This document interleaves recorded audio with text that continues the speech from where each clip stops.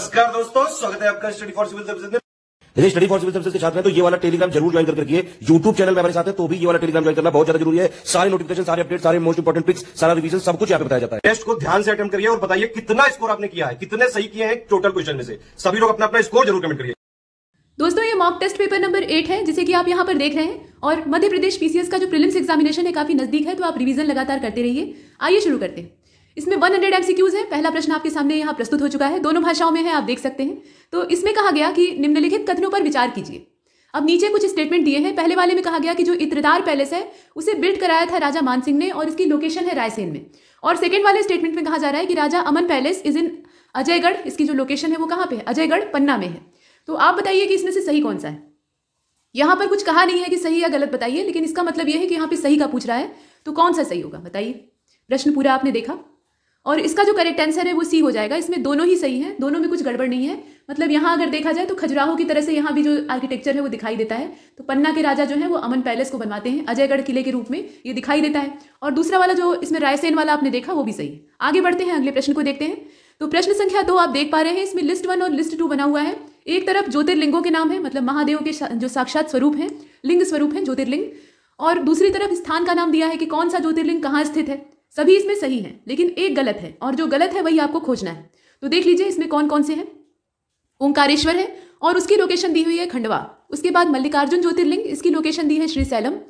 महाकालेश्वर ज्योतिर्लिंग, इसकी लोकेशन दी हुई है नासिक। उसके बाद घृष्णेश्वर को आप देख रहे हैं तो इसकी जो लोकेशन यहाँ दी हुई है वो औरंगाबाद है। तो आपको ये बताना है गलत क्या है इसमें से। 12 ज्योतिर्लिंग है, इनकी संख्या कितनी है, 12 है टोटल। इसमें से देखिए अगर आप गलत खोज रहे हैं तो सी वाला होगा। महाकालेश्वर की लोकेशन यहाँ नासिक दे रखी है, जबकि ये मध्य प्रदेश में लोकेट करता है, मध्य प्रदेश के उज्जैन जिले में ये स्थित है। और जो 12 ज्योतिर्लिंग है इसका सी वाला हो जाएगा, गलत हमें तलाशना था। 12 ज्योतिर्लिंग है उसमें सोमनाथ महादेव हैं गुजरात के, ये सोमनाथ वाला क्षेत्र हो गया, सौराष्ट्र वाला। उसके बाद श्रीशैलम में चले जाइए तो ये आंध्र प्रदेश का इलाका है। श्रीशैलम में कौन सा है, ये मल्लिकार्जुन है। उसके बाद उज्जैन में आपने देखा महाकालेश्वर को, खंडवा मध्य प्रदेश में, ओंकारेश्वर है तो मध्य प्रदेश में आपने 2 देख लिए। उसके बाद उत्तराखंड में केदारनाथ महादेव हैं, रुद्रप्रयाग वाले क्षेत्र में। पुणे जो महाराष्ट्र का क्षेत्र है वहाँ पे भीमाशंकर महादेव हैं। वाराणसी में काशी विश्वनाथ हैं, भोले बाबा की नगरी ही है, मतलब उत्तर प्रदेश का हो गया। उसके बाद नासिक महाराष्ट्र, यहाँ पे त्र्यंबकेश्वर हैं। देवघर झारखंड का जो है वहाँ पे वैद्यनाथ महादेव हैं। द्वारका ये गुजरात में वापस चले आइए तो यहाँ नागेश्वर ज्योतिर्लिंग है। इसके बाद द्वारका के बाद आप रामेश्वरम को देख सकते हैं, तो एकदम साउथ में आप चले जाइए, वहाँ पे ये तमिलनाडु का क्षेत्र है, यहाँ रामनाथ स्वामी है। उसके बाद औरंगाबाद महाराष्ट्र में ये घृष्णेश्वर है। इस प्रकार से ये 12 ज्योतिर्लिंग है जो कि जीता जागता स्वरूप है। इसके बाद आगे बढ़ते हैं। इसका सी वाला सही था, मतलब सी वाले को हमने गलत तलाशा है तो गलत ही खोजना था। यहाँ नासिक नहीं होगा बल्कि उज्जैन होगा। अगले प्रश्न को देखिए, यानी प्रश्न संख्या 3। यहाँ पूछा गया है कि मांडना इज द आर्ट ऑफ, मतलब मांडना या मांडना जो कहा जाता है वो असल में क्या चीज़ है। इसमें फर्श पर सजावट की जाती है, अर्थात फर्श को सजाया जाता है। द्वार की सजावट की जाती है। दीपावली की ये डेकोरेशन है, मतलब दीपावली में जो डेकोरेट करते हैं हम अपने घर को या दरवाजे को सजाते हैं वो वाली चीज़ है, या इसमें से कुछ नहीं। तो मांडना जो है ये रंगोली से काफ़ी हद तक मिलता जुलता है, मतलब फर्श पर रंगों के माध्यम से सुंदर अल्पना बनाई जाती है, उसी को कहा जाता है मांडना। तो इसका जो ए वाला है वो सही। फ्लोर डेकोरेशन है ये, और अलग अलग क्षेत्रों में जो रंगोली बनाई जाती है या अल्पना बनाई जाती है उसके भिन्न भिन्न नाम होते हैं, तो ये उन्हीं नामों में से एक है। मांडना में फर्श की सजावट की जाती है और इसमें जो रंग इस्तेमाल किए जाते हैं तो गेरू यूज़ किया जाता है। गेरू जो है यहाँ लाल या केसरिया रंग के लिए, और दूसरा खड़िया इस्तेमाल की जाती है। तो ये गेरू कलर का, या आप उसे लाल रंग कह सकते हैं, जो रस्ट वाला रेड होता है। और उसके अलावा सफ़ेद रंग के लिए चाक का इस्तेमाल किया जाता है। और ये निमाड़ जो लोक चित्रकला है उससे जुड़ी हुई है, मतलब ये जो फ्लोर डेकोरेशन वाली पद्धति है इसका संबंध किससे है, निमाड़ क्षेत्र से। इसके बाद अगले प्रश्न को देखते हैं, प्रश्न संख्या 4। अब यहाँ पे 3 स्टेटमेंट है। तो पहले वाले में कहा जा रहा है कि रायगढ़ घराना ये कथक से संबंधित है। इसका संबंध किससे है, कथक से। और रायगढ़ घराने के संस्थापक चक्रधर सिंह थे, इसके फाउंडर कौन थे, चक्रधर सिंह थे। उसके बाद आप देख रहे हैं गणेश पूजा के अवसर पर हर साल रायगढ़ में चक्रधर समारोह का आयोजन किया जाता है, मतलब every year on the occasion of festival Ganesh Puja Chakradhar Samaroh is organise इन रायगढ़। तो आप बताइए इसमें से इनकरेक्ट क्या है, मतलब गलत स्टेटमेंट आपको चूज करना है। प्रश्न पूरा आपके सामने है, दोनों भाषाओं में देख लीजिए, गलत का चुनाव करना है। और इसका जो करेक्ट आंसर है वो डी वाला हो जाएगा। इसमें से कुछ भी गलत नहीं है, सब के सब सही है, जितने स्टेटमेंट है वो परफेक्ट है। अगले प्रश्न को देखते हैं। निम्नलिखित में से कौन सा या कौन से सही ढंग से मेल नहीं खाते हैं। तो यहाँ एक तरफ बोली है, दूसरी तरफ क्षेत्र का नाम दिया है, यानी एक तरफ जो बोलियां बोली जाती हैं उनके नाम है और दूसरी तरफ उसका लोकेशन है। तो निमाड़ी बोली है। अब इसमें ये बताना आपको है कि कौन सा करेक्टली मैच नहीं है, यहाँ नॉट करेक्टली मैच आपको खोजना है। तो निमाड़ी ये खंडवा क्षेत्र में बोली जाती है, मालवी जो है ये मंदसौर में बोली जाती है, भीली बोली जो है ये खरगोन जिले में बोली जाती है, और कोरकू बोली जो है ये शिवनी में बोली जाती है। तो आप बताइए इसमें से गलत क्या है, कुछ ना कुछ तो गलत है। और इसका जो करेक्ट आंसर है वो सी वाला हो जाएगा। मतलब चौथा वाला जो कोरकू का दिया है सियोनी, यही वाला गलत है और बाकी सब सही है। इसका जो चौथा वाला है वही हमने चुना है, मतलब सी वाले को चुनते हैं। देखिए जो कोरकू बोली है ये अगर मध्य प्रदेश में इसके क्षेत्र देखे जाएं तो बैतूल, होशंगाबाद, इसके अलावा छिंदवाड़ा, खरगोन और खंडवा, ये सब ये जितने भी इलाके आप देख रहे हैं ये सब इसके दायरे में आते हैं। और निमाड़ी, खंडवा, खरगोन, धार नगरी, इसके अलावा देवास, बड़वानी, झाबुआ, इंदौर, ये सब जो क्षेत्र आते हैं वहाँ की बोली है। मतलब यहाँ बात हो रही है निमाड़ी की। इसी प्रकार से मालवी को आप देखते हैं तो मालवी जो है ये सीहोर, नीमच, रतलाम, मंदसौर, शाजापुर, झाबुआ, इसके अलावा उज्जैन, देवास, इंदौर, इसमें बोली जाने वाली बोली है। भीली जो है ये रतलाम वाला इलाका है, इसके अलावा धार है, झाबुआ, खरगोन, अलीराजपुर, इस प्रकार के क्षेत्रों में बोली जाती है। तो अलग अलग बोलियों के भिन्न भिन्न क्षेत्र हैं। फिलहाल इसका चौथा वाला गलत है, उसे हमने चुना। अगले प्रश्न को देखते हैं, प्रश्न संख्या 6। यहाँ पूछा गया कि जेजाक भुक्ति ये किसका प्राचीन नाम है। आपने जेजाक भुक्ति वंश पढ़ा होगा, तो ये किसका प्राचीन नाम है। यहाँ ये बघेलखंड को कहा जाता था, ये क्षेत्र विशेष का नाम है, उसी के आधार पर डायनेस्टी का नाम पड़ गया। तो ये बघेलखंड क्षेत्र को कहा जाता है, बुंदेलखंड को कहा जाता है, मालवा को कहा जाता है या महाकौशल को कहा जाता है। यहाँ दोनों जो भाषा है उनमें आप देख रहे हैं। बताइए जेजाक भुक्ति जो संबोधन है यहाँ पर वो किसके लिए इस्तेमाल होता है। और इसमें अगर देखा जाए तो इसका बी वाला सही हो जाएगा। ये बुंदेलखंड क्षेत्र को कहा जाता है। बुंदेलखंड क्षेत्र का नाम बुंदेला राजपूतों के नाम पर पड़ गया है, लेकिन पहले इसका नाम क्या था, जेजाक भुक्ति था। 16वीं शताब्दी में चंदेल राजपूतों ने इस क्षेत्र को अपना पूरा अधिकार उसमें ले लिया था, तब से ये जो बुंदेल वाला क्षेत्र है उसके तौर पे जाना जाने लगा, लेकिन उससे पहले का नाम जेजाक भुक्ति था। अगले प्रश्न को देखते हैं, प्रश्न संख्या 7। यहाँ पे अलप खान के बारे में पूछा जा रहा है कि अलप खान के नाम से किसको जाना जाता था। बाज बहादुर को जाना जाता था, दिलावर खान को जाना जाता था, होशंग शाह का ये नाम था या फिर सादत खां का नाम था। बताइए अलप खां के बारे में कहा जा रहा है, तो ये नाम आप जानते हैं कि होशंग शाह का था, हिस्ट्री में आपने देखा होगा। होशंग शाह, जिसे कि होशंग शाह गोरी भी कहा जाता है, ये मध्य भारत का जो मालवा क्षेत्र था वहाँ पे औपचारिक रूप से एक नियुक्त किया गया एक इस्लामिक राजा था और इसे अलप खां के नाम से भी जाना जाता है। इसके बाद अगले प्रश्न को देखते हैं, प्रश्न संख्या 8। यहाँ पे 2 स्टेटमेंट हैं, उन्हें आप देख लीजिए। इकबाल सम्मान ये मध्य प्रदेश शासन ने वर्ष 1986-87 में उर्दू साहित्य में रचनात्मक लेखन के लिए स्थापित किया है। राज्य स्तरीय पुरस्कार है, इसका समय देख लीजिएगा। और पहला जो इकबाल सम्मान है वो अली सरदार जाफरी इनको दिया गया था। तो आपको इसमें से जो करेक्ट स्टेटमेंट है वो चूज करना है। प्रश्न आपने देखा, देखिए इसका जो करेक्ट आंसर है वो सी वाला हो जाएगा। इसमें दोनों सही है, दोनों ही जो स्टेटमेंट है वो परफेक्ट है। और पहला जो इकबाल पुरस्कार है वो अली सरदार जाफरी को दिया गया था और उर्दू के जो सुप्रसिद्ध कवि हैं अलामा इकबाल, उन्हीं के नाम पर इसको स्थापित किया गया। आगे चलते हैं, अगले प्रश्न को देखते हैं। प्रश्न संख्या 9। यहाँ पे जवारा डांस के बारे में कहा जा रहा है कि इसका संबंध, या इसमें जो प्रश्न है उसे देख लीजिए कि किस राज्य के लोक नृत्य का ये प्रसिद्ध रूप है। मतलब जवारा नृत्य जो है वो किसी नृत्य से उद्गृत हुआ है, तो ये किस राज्य का लोक नृत्य है, राज्य का नाम आपको चुनना है। ये उत्तर प्रदेश हो जाएगा या मध्य प्रदेश हो जाएगा या छत्तीसगढ़ हो जाएगा या फिर ए और बी दोनों, यानी मध्य प्रदेश और उत्तर प्रदेश दोनों हो जाएगा। बताइए इसमें से कौन सा होगा। और आप जानते हैं कि इसका बी वाला होगा, ये मध्य प्रदेश राज्य है। जवारा नृत्य जो है ये मध्य भारतीय राज्य यानी मध्य प्रदेश का एक प्रसिद्ध लोक नृत्य है और बुंदेलखंड के क्षेत्र के जो लोग हैं वो इसे विशेष रूप से प्रदर्शित करते हैं, मतलब उन्हीं में पॉपुलर है। और इसे हार्वेस्ट डांस के तौर पे भी देखा जाता है। मतलब यहाँ पे जवारा इसका नाम है ना, तो ये ज्वार से जुड़ा हुआ है। जो ज्वार की फसल होती है तो इसमें महिलाएं जब नृत्य करती हैं तो सिर पर ज्वार की फसल से भरी हुई जो टोकरी होती है उसको ले लेती हैं, तो अनाज के पैदा होने की खुशी में ये मनाया जाता है। इसके बाद अगले प्रश्न को देखिए, प्रश्न संख्या 10। वीर रस के कवि भूषण ने निम्नलिखित में से किसकी रचना नहीं की है। रस जो है वो 9 प्रकार के होते हैं, तो उसमें से एक उत्साह से भरा हुआ वीर रस है और वीर रस की अद्भुत कविताएं या विलक्षण कविताएं लिखने वाले भूषण कवि थे, तो उनकी रचना इसमें से कौन सी नहीं है। बताइए। शिव भवानी, यहाँ पे शिव बावनी है असल में, ठीक है, ये शिव बावनी है, यहाँ भवानी लिखा हुआ है। इसके बाद छत्रसाल दशक है, भूषण उल्लास है और साहित्य देवता है। आप बताइए भूषण की रचना इसमें से कौन सी नहीं है।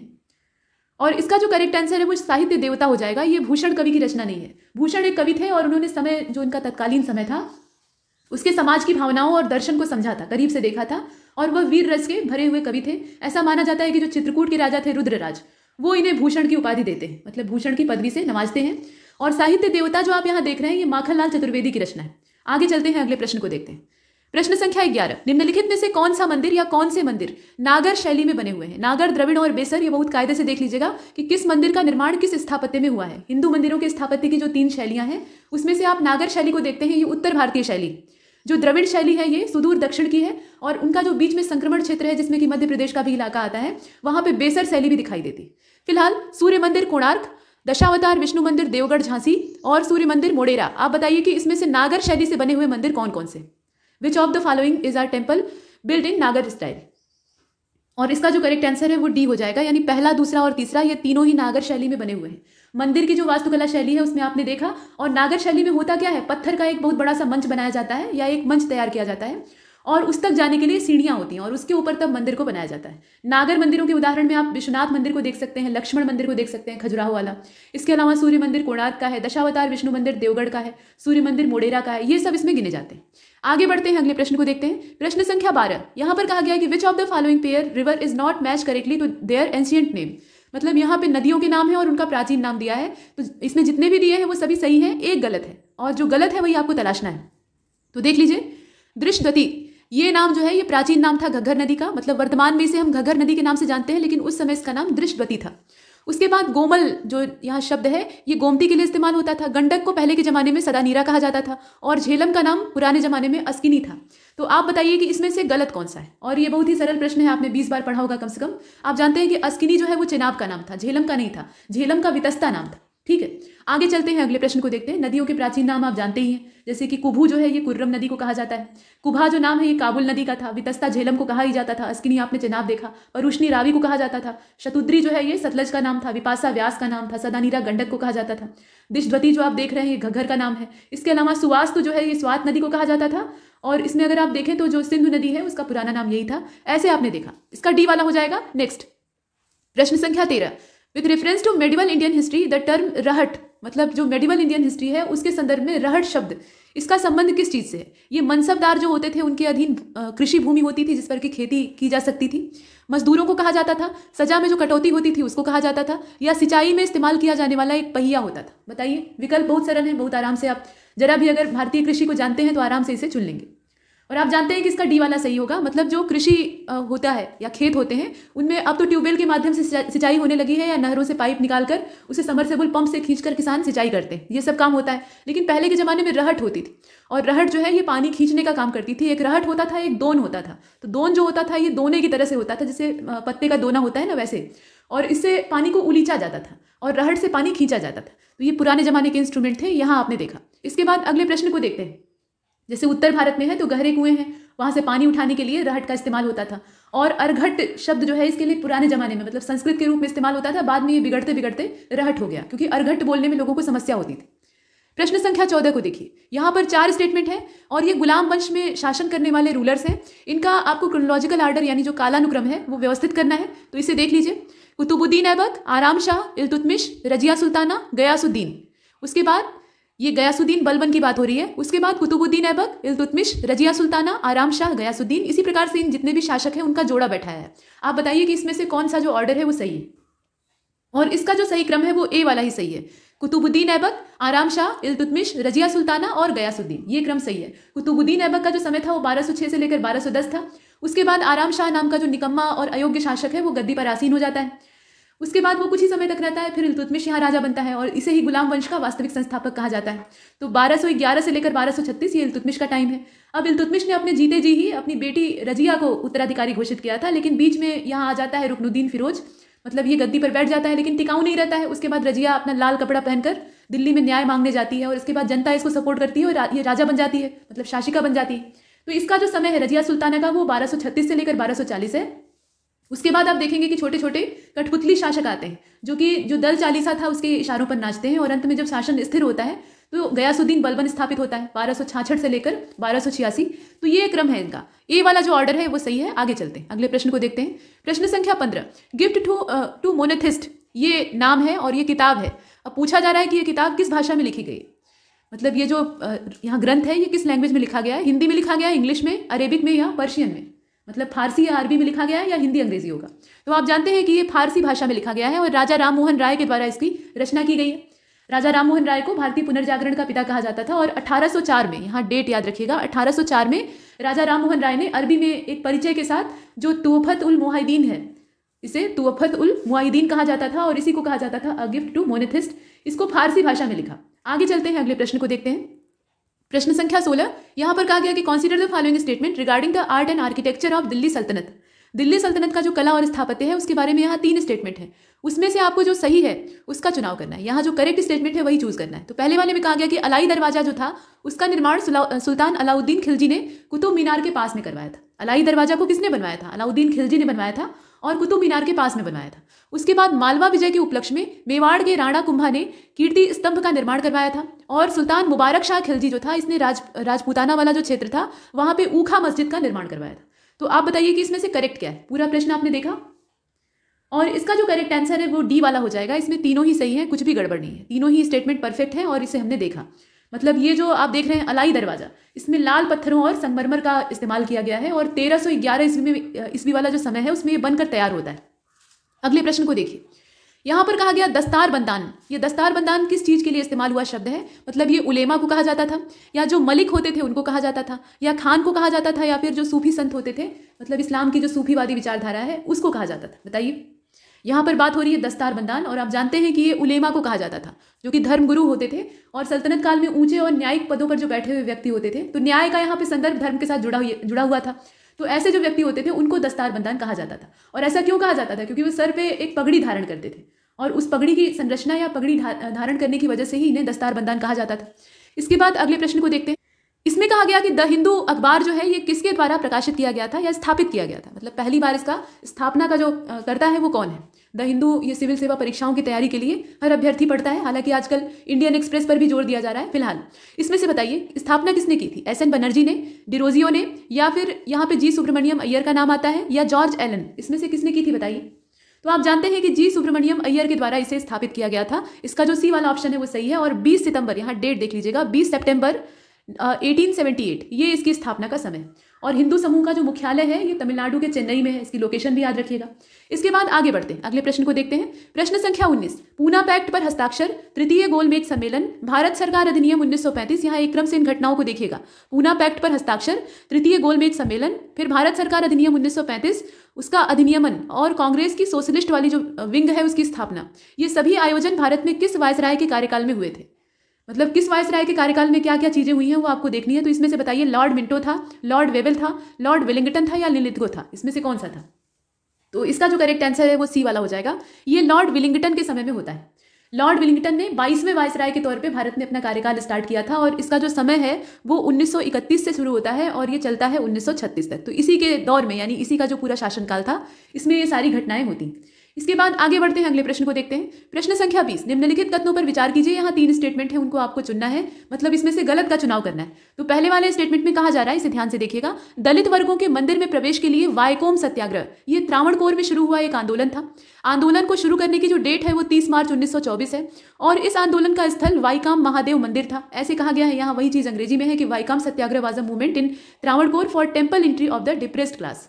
पहले के समय में खासतौर पर दक्षिण भारत में, उत्तर भारत में तो स्थितियां सुधर जाती हैं, हालांकि खराब तब भी रहती है, लेकिन दक्षिण भारत में बहुत छुआछूत वाला बर्ताव रहता है। वहां ब्राह्मणवादी वर्चस्व स्थापित रहता है और जो अछूत कहे जाते हैं, मतलब कथित तौर पे अछूत कहे जाते हैं, उनको न तो मंदिरों में घुसने की इजाजत होती है, न किसी सामान्य कुएं, जो सार्वजनिक कुआं होता था, उससे पानी निकालने की परमिशन होती है। तो इसके खिलाफ बहुत सारे विरोध यहाँ पर खड़े होते हैं और ये अच्छी बात है। तो इसे आपने देखा। फिलहाल बताइए इसमें से गलत क्या है? प्रश्न पूरा आप देख रहे हैं, देखिए इसका डी हो जाएगा। डी का मतलब यह है कि इसमें कुछ भी गलत नहीं है, सभी सही है। और इसकी डेट याद रखिएगा, 30 मार्च 1924। ये कौन सी चीज है? ये वायकोम सत्याग्रह। आगे बढ़ते हैं, अगले प्रश्न को देखते हैं। इसमें कुछ भी गलत नहीं। प्रश्न संख्या 21, यहाँ पर 3 स्टेटमेंट फिर से आ गए, लेकिन इसमें से आपको सही की तलाश करनी है। यहाँ पर करेक्ट जो हो वही चूज करना है।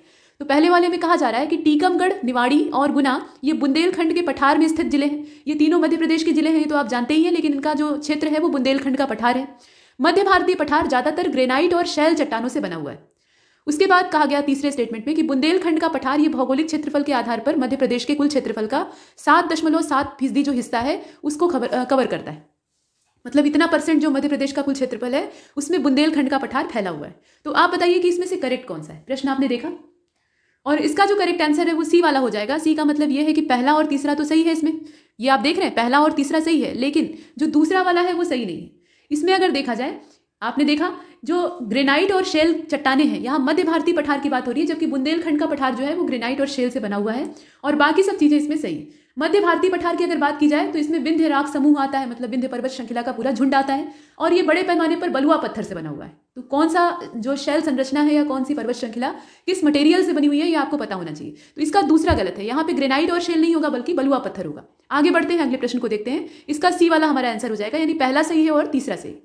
प्रश्न संख्या 22, इसमें कहा गया कि consider the following statement with reference to rainfall distribution in Madhya Pradesh, यानी वर्षा के वितरण के संबंध में यहाँ पर कुछ स्टेटमेंट दिए हैं। तो पहले वाले स्टेटमेंट में कहा जा रहा है कि औसत वर्षा वाले क्षेत्र 75 से 80 सेंटीमीटर तक भिन्न है, जिसमें कि राज्य का उत्तर पूर्वी भाग आता है, मतलब राज्य का जो उत्तर पूर्वी हिस्सा है वहां पे इतनी वर्षा प्राप्त होती है, और राज्य के दक्षिण पूर्वी भाग में अधिक वर्षा होती है जो कि लगभग 150 सेंटीमीटर के आसपास है, और इसमें पंचमढ़ी, मंडला और सीधी जो जिले हैं वो सब आते हैं, मतलब क्षेत्र आते हैं। ये आपने देखा। तो इसमें से इनकरेक्ट स्टेटमेंट चूज करना है। पूरा प्रश्न, पूरा ढांचा आपके सामने है। बताइए, वर्षा का स्तर दिया हुआ है कि कहां पर किस क्षेत्र में कितनी वर्षा होती है और वहां कौन कौन से इलाके आते हैं, और इसका जो करेक्ट आंसर है वो डी हो जाएगा। इसमें से कुछ भी जो है वो इनकरेक्ट नहीं है, अर्थात कुछ भी गलत नहीं है, सब के सब सही है। औसत वर्षा वाले क्षेत्रों को आप देखें तो उसमें 75 से 80 वाले जो क्षेत्र हैं वो आते हैं, और इसमें प्रदेश में अगर देखा जाए तो जो उत्तर पूर्वी हिस्सा है वो शामिल है, मतलब यहाँ पे केंद्रीय उच्च भूमि वाले कम वर्षा के क्षेत्र शामिल है। और पंचमढ़ी को अगर आप देखें तो यहाँ बहुत अच्छी खासी बारिश होती है, मतलब 200 सेंटीमीटर के आसपास वर्षा प्राप्त हो जाती है। यहाँ तो 150 ही दिया है। तो कुल मिलाकर इसका दोनों सही है, इसलिए हमने डी को चुना है। 23वें को देखिए, यहाँ पर 2 स्टेटमेंट फिर से आ गया, और उसमें से आपको सही का चुनाव करना है, यहाँ पे गलत नहीं चुनना है। ठीक है, तो पहले वाले में कहा जा रहा है कि वनों की कटाई मिट्टी के अपर्दन के प्रमुख कारणों में से एक है, मतलब जंगल कट जाएंगे तो उनकी जड़ें ही नहीं रहेंगी, और जड़ें नहीं रहेंगी तो मिट्टी को बांधेगा कौन।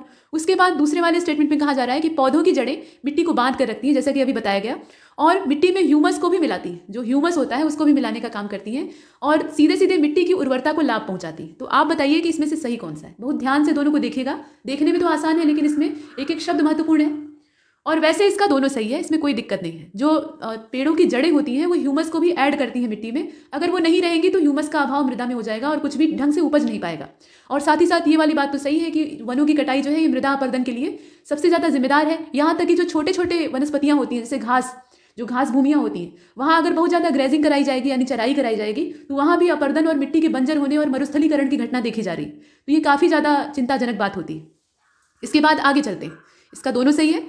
प्रश्न संख्या 24 को देखिए, निम्नलिखित में से कौन सी नदी मध्य प्रदेश राज्य में बहती है। तो नदियों का मायका इस राज्य को कहा जाता है, और यहाँ से बहुत सारी नदियों का उद्गम होता है, कुछ बड़ी हैं कुछ छोटी हैं। तो आपको ये बताना है कि इसमें से मध्य प्रदेश से होकर बहने वाली नदी कौन सी है। कूनो यहाँ दिया हुआ है, इसे आप देख लीजिए। उसके बाद सतक नदी है, गार है और कुंदा है, ये सब नदियों के नाम है। इसमें से अधिकांश नदियाँ जो होती हैं वो सदानीरा नहीं होती, ये पठारी क्षेत्र की नदियाँ होती हैं, तो गर्मी के मौसम में सूख जाएंगी, फिर जब बरसात का मौसम आएगा तो फिर ये प्रवाहित होने लगेंगी, मतलब शुरू हो जाएंगी। तो आप बताइए इसमें से कौन सी है। देखिए, इसका जो करेक्ट आंसर है वो डी हो जाएगा। ये सब कुछ तो यहाँ मौजूद है और ये गिनी चुनी संख्या है, इससे बहुत ज़्यादा मात्रा में है, इसे आपने देखा। इसके बाद अगले प्रश्न को देखते हैं। मध्य प्रदेश की जो नदियाँ हैं उसमें अगर आप देखें तो कूनो नदी जो है ये शिवपुरी के पठार से निकलती है, इसका डी हमने चुना है। कूनो का उद्गम कहाँ से होता है, ये शिवपुरी का जो पठारी क्षेत्र है वहाँ से होता है, और अंत में जाकर ये चंबल में मिल जाती है। 180 किलोमीटर के आसपास इसकी लंबाई है। सतक नदी जो है ये खरगोन जिले से निकलती है और अंत में नर्मदा में जाकर मिलती है। गार जो है ये सिवनी में जो लझान दौन नाम का क्षेत्र है, थोड़ा विचित्र नाम है, वहां से निकलती है और ये भी नर्मदा को ही सहयोग करती है, मतलब नर्मदा की ट्रिब्यूटरी है। और कुंदा की अगर बात की जाए तो ये भी नर्मदा में ही जाकर मिलती है, और इसका उद्गम कहाँ से होता है, तो ये सतपुड़ा की पर्वतमाला जो है या सतपुड़ा की जो श्रृंखला है वहां से निकलती है। फिलहाल इसका सभी सही है। अगले प्रश्न को देखते हैं, प्रश्न संख्या 25। इसमें यह पूछा गया कि निम्नलिखित में से किस जिले से चंबल नदी नहीं बहती। इसमें 3 जिले ऐसे होंगे जहां से ये बहती है और एक ऐसा होगा जहां से ये नहीं बहती है, वही आपको चुनना है। देख लीजिए इसमें से कौन सा होगा, और इसका जो करेक्ट आंसर है वो हो जाएगा खंडवा। खंडवा से होकर चंबल नदी नहीं बहती है। चंबल नदी को अगर पूरा आप देखें तो मध्य प्रदेश में धार, उज्जैन, रतलाम, इंदौर, श्योपुर, मुरैना और भिंड, इन जिलों से होकर ये बहती है, और कुल लंबाई इसकी 965 किलोमीटर है। अच्छी खासी लंबाई है, मतलब एक पठारी क्षेत्र की नदी के तौर पर। इसके बाद अगले प्रश्न को देखते हैं, तो इसका डी वाला सही था। प्रश्न संख्या 26, यहाँ पे तुलसी म्यूजियम के बारे में कहा जा रहा है कि मध्य प्रदेश के किस जिले में ये स्थित है। मध्य प्रदेश में जो संग्रहालय है उनको भी ध्यान से देख लीजिएगा। तो तुलसी संग्रहालय की लोकेशन कहाँ पे है, ये जबलपुर में है, इंदौर में है, भोपाल में है कि सतना में। आप जानते हैं कि ये सतना में है। तुलसी म्यूजियम कहाँ पे है, ये इसकी लोकेशन है सतना, और इसकी स्थापना जो राम वन वाला क्षेत्र है वहाँ पे हुई है, और 1978 का ये स्थापित है, पीछे का, काफ़ी पीछे का है। रानी दुर्गावती संग्रहालय की अगर बात की जाए तो वो जबलपुर में है, और वो 1975 में स्टैब्लिश हुआ था। और केंद्रीय पुरातत्व संग्रहालय ये इंदौर में है। इसी प्रकार से इंदिरा गांधी राष्ट्रीय मान संग्रहालय और माधवराव सुप्रे जो पत्रकारिता संग्रहालय है ये सब भोपाल में। फिलहाल इसका डी वाला हो जाएगा। अगले प्रश्न को देखिए, प्रश्न संख्या 27। इसमें कहा जा रहा है कि which one of the following places of Madhya Pradesh is on nearest the 76 degree east longitude. मतलब जो 76 अंश पूर्वी देशांतर है उसके पास में या उसके निकटतम मध्य प्रदेश का इसमें से कौन सा स्थान है। यहाँ दिया है देवास, इंदौर, उज्जैन और खरगोन। यहाँ पे अक्षांश और देशांतर वाली जो स्थितियां हैं उनसे भी प्रश्न बनते हैं, और इसका जो करेक्ट आंसर है वो पहला वाला हो जाएगा, देवास। देवास इसमें सबसे निकटतम है। इसके बाद आगे बढ़ते हैं, अगले प्रश्न को देखते हैं। प्रश्न संख्या 28। अब यहाँ पे 2011 के सेंसस के आधार पे निम्नलिखित जिलों में लोगों की साक्षरता दर ये दी हुई है, मतलब कौन से जिले में कितना साक्षरता दर है टोटल, यहाँ पे मेल फीमेल अलग अलग नहीं, ओवरऑल, और उसमें से एक जोड़ी गलत है। तो किस जिले में कितनी साक्षरता दर है इसका प्रतिशत आपको ध्यान रखना होगा। इसमें संख्या नहीं पूछी जाती है, ऐसा नहीं कि आपको लंबा सा लाख और करोड़ में आंकड़ा दे देगा, नहीं, यहाँ पे प्रतिशत पूछा जाता है। तो जबलपुर में जो साक्षरता का प्रतिशत है वो 82.47 है, यानी यहाँ पे बात हो रही है लिटरेसी रेट की। इंदौर में जो साक्षरता का प्रतिशत है वो 82.32 है, भोपाल में 82.26 है, और ग्वालियर में कितना है 77.90 यानी 77.90 है। बताइए इसमें से कौन सा गलत है। तो इसे अगर आप ध्यान से देखें तो इसका ग्वालियर वाला जो है वो गलत हो जाता है 77.90, जबकि यहाँ पे साक्षरता का प्रतिशत कितना है, बहुत नजदीक वाला पूछा गया है, 77.93 है ये, न कि 90। तो थोड़ा सा अगर अंतर रहेगा तो भी प्रश्न गलत हो जाएगा, इसलिए एक एक आंकड़ा आपको ध्यान से देखना है। जो जनगणना की यहाँ पूरी दर दी हुई है उसके हिसाब से 5 जिले जो मध्य प्रदेश में उच्च साक्षरता रखते हैं, उसमें जबलपुर में सर्वाधिक है, उसके बाद इंदौर है, उसके बाद तब भोपाल है, फिर बालाघाट है, तब ग्वालियर है। ये क्रम है इनका, इसे हमने देखा। इसके बाद आगे बढ़ते हैं, अगले प्रश्न को देखते हैं, इसका डी वाला हो जाएगा। प्रश्न संख्या 29 को देखिए, निम्नलिखित कथनों पर विचार कीजिए और बताइए कि इसमें से सही कौन सा है। तो सतपुड़ा राष्ट्रीय उद्यान, जैसा कि आप यहाँ देख रहे हैं, ये होशंगाबाद जिले में स्थित है और इस पार्क की स्थापना का वर्ष जो है वो सन 2000 है। काला हिरन, तेंदुआ और मालाबार की जो विशालकाय स्क्वायरल है यानी गिलहरी है, वो इस पार्क का मुख्य आकर्षण है। मतलब यहाँ पे पाए जाने वाले जो जीव हैं वो कौन कौन से हैं, काला हिरन है, तेंदुआ है और मालाबार की जो स्क्वायरल है वो पाई जाती है। बताइए इसमें से कौन सा सही होगा। यहाँ बात हो रही है सतपुड़ा राष्ट्रीय उद्यान होशंगाबाद की। इसका जो करेक्ट आंसर है वो डी हो जाएगा, इसमें सब कुछ सही है, जितने हैं वो सभी सही हैं। और इस पार्क की जो स्थापना का वर्ष है वो सन 2000 है, इसे आपने देखा। इसमें अगर देखें तो ब्लैक बक पाया जाता है यानी काले हिरन की बात हो रही है। इसके अलावा भारतीय गौर भी पाया जाता है, जिसको कि इंडियन बाइसन कुछ लोग कहते हैं, लेकिन वो बेवकूफ़ी है। ये भैंस की प्रजाति का नहीं बल्कि गोवंशीय पशु होता है। बड़े ही शानदार इसके सींग और इसकी मसल्स काफ़ी अच्छी होती हैं, जिससे लगता है जिम ज्वाइन करके आया है। और ये पूरी तरह से वेजिटेरियन होता है। इसके बाद सतपुड़ा रेंज का जो पूरा क्षेत्र आप देखेंगे तो उसमें बहुत जो क्षेत्र है वो काफ़ी पर्यावरण की दृष्टि से अनुकूल है और कई सारी यहाँ वन्य जीवों की प्रजातियाँ रहती हैं। फिलहाल इसका डी वाला सही है। आगे चलते हैं, प्रश्न संख्या 30 को देखते हैं। इसमें कहा गया कि निम्नलिखित में से कौन सा राष्ट्रीय पर्यावरण और इंजीनियरिंग अनुसंधान संस्थान यानी नीरी का मूल संगठन या मंत्रालय है। नीरी को शॉर्टकट में क्या कहा जाता है, मतलब यहाँ पे ये जो नीरी है इसका फुल फॉर्म क्या होगा, माफ कीजिएगा यहाँ शॉर्टकट बोल दिया गया। इसका जो यहाँ फुल फॉर्म होता है वो है national environmental and engineering research institute. इसके द्वारा मतलब इसको शॉर्टकट में नीरी कहा जाता है। तो इसका क्षेत्र आपको बताना है। ये पर्यावरण सूचना प्रणाली इनविस है या पर्यावरण वन और जलवायु परिवर्तन मंत्रालय है, वैज्ञानिक और औद्योगिक अनुसंधान परिषद CSIR है और पर्यावरण अर्थशास्त्र में उत्कृष्टता केंद्र है। मतलब यहाँ इसका अंग्रेजी वर्जन देख लीजिए, ज़्यादा बेहतर है। इन्वायरमेंटल इन्फॉर्मेशन सिस्टम इनविस कहा जाता है। Ministry of environment, forest and climate change, council of scientific and industrial research CSIR और centre for excellence in environmental economics. तो बताइए इसमें से कौन सा होगा। और इसका जो करेक्ट आंसर है वो सी वाला हो जाएगा, मतलब CSIR से इसका कनेक्शन है। वैज्ञानिक और औद्योगिक अनुसंधान परिषद, जिसे कि CSIR कहा जाता है, ये विज्ञान और प्रौद्योगिकी मंत्रालय जो है उसी के अधीन एक स्वायत्त निकाय है। ये एक ऑटोनोमस बॉडी है और इसके अधीन काम करने वाली करीब 38 प्रयोगशालाएं पूरे देश में हैं। और नीरी की स्थापना जो है वो 1958 में, यहाँ डेट याद रखिएगा, 1958 में नागपुर में की जाती है। आगे चलते हैं, अगले प्रश्न को देखते हैं। प्रश्न संख्या 31, पंडित बालकृष्ण शर्मा नवीन, ये समारोह मतलब इनके सम्मान में एक समारोह का आयोजन किया जाता है। तो आयोजन क्षेत्र आपको बताना है। मतलब ये पंडित बालकृष्ण शर्मा नवीन समारोह है और इसको हेल्ड कहाँ पे किया जाता है, भोपाल में, धार में, जबलपुर में या शाहजहाँपुर में। तो इसका जो करेक्ट आंसर है वो शाहजहाँपुर हो जाएगा, डी वाला इसका सही। ये शाहजहाँपुर में आयोजित किया जाता है और हिंदी साहित्यिक जितने भी कार्यक्रम हैं वो यहाँ पर संपन्न होते हैं। प्रश्न संख्या 32, विष्णु चिंचोलकर आधुनिक समय में, और इसके बाद एक खाली स्थान है, नवाचार करने के लिए प्रसिद्ध थे। अब कहाँ पर इन्होंने नवाचार किया था, लेखनी के क्षेत्र में किया था, गायकी के क्षेत्र में किया था, पेंटिंग में किया था या फिर अभिनय यानी एक्टिंग में किया था। तो इसका जो करेक्ट आंसर है वो सी हो जाएगा। चित्रकारी के क्षेत्र में विष्णु चिंचोलकर ने काफ़ी हद तक नवाचार को प्रयुक्त किया था। इनका जन्म 1917 में देवास में होता है और इंदौर का जो स्कूल ऑफ आर्ट्स है वहाँ से ये शिक्षा प्राप्त करते हैं, ये आपने देखा। इसके बाद आगे बढ़ते हैं, इसका सी वाला सही है। प्रश्न संख्या 33 को देखिए। मध्य प्रदेश में जो मकबरे हैं उनके बारे में यानी जो टॉम्स हैं उनके बारे में कहा जा रहा है, कुछ कथन दिए हैं। अब आप बताइए इसमें से सही कौन सा है। अब्दुल्ला शाह चंगाल का जो मकबरा है ये धार में स्थित है और बैजू बावरा का जो मकबरा है वो चंदेरी में है। तो आप बताइए कि इसमें से करेक्ट क्या है। जो स्टेटमेंट है वो आपने देखे। इसका जो करेक्ट आंसर है वो सी हो जाएगा। इसमें दोनों सही है, दोनों जो स्टेटमेंट दिए हैं वो परफेक्ट है। बैजू बावरा का मकबरा ये चंदेरी में है और बैजू बावरा एक ध्रुपद गायक थे और तानसेन और बैजू बावरा ये दोनों ही स्वामी हरिदास के शिष्य थे और ग्वालियर के राजा मान सिंह तोमर के दरबारी संगीतकार थे। यहाँ बात बैजू बावरा की हो रही है। इसके बाद आगे बढ़ते हैं, अगले प्रश्न को देखते हैं। प्रश्न संख्या 34, मध्य प्रदेश में पुरातत्व महत्व के जो स्थान है उनके संदर्भ में यहाँ 2 स्टेटमेंट दिए हैं। उसमें से कोई एक या जो 2 दिए हैं सभी या कुछ भी नहीं, इनकरेक्ट हो सकता है। तो गलत का चुनाव आपको करना है। यहाँ कहा गया कि कसावत, नवादा टोली, महेश्वर पुरातत्व महत्व के स्थान है और इनकी लोकेशन कहाँ पे है, वो खरगोन में है। उसके बाद दूसरे वाले में कहा गया कि उज्जैन मालवा क्षेत्र में एक प्रकार का ताम्र पाषाणकालीन स्थल है और इसे वराह मिहिर का जन्मस्थान भी माना जाता है।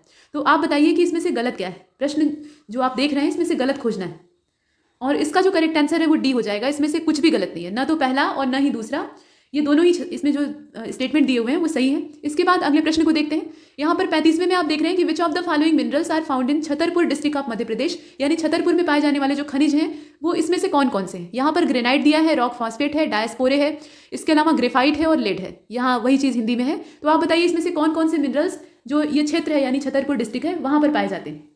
और इसका जो करेक्ट आंसर है वो सी हो जाएगा। मतलब पहला, दूसरा और तीसरा तो सही है। ग्रेनाइट पाया जाता है, रॉक फॉस्फेट पाया जाता है और डायस्पोर पाया जाता है, लेकिन ग्रेफाइट यहाँ पे इस क्षेत्र से यानी छतरपुर से नहीं मिलता है, ये बैतूल जिले में पाया जाता है।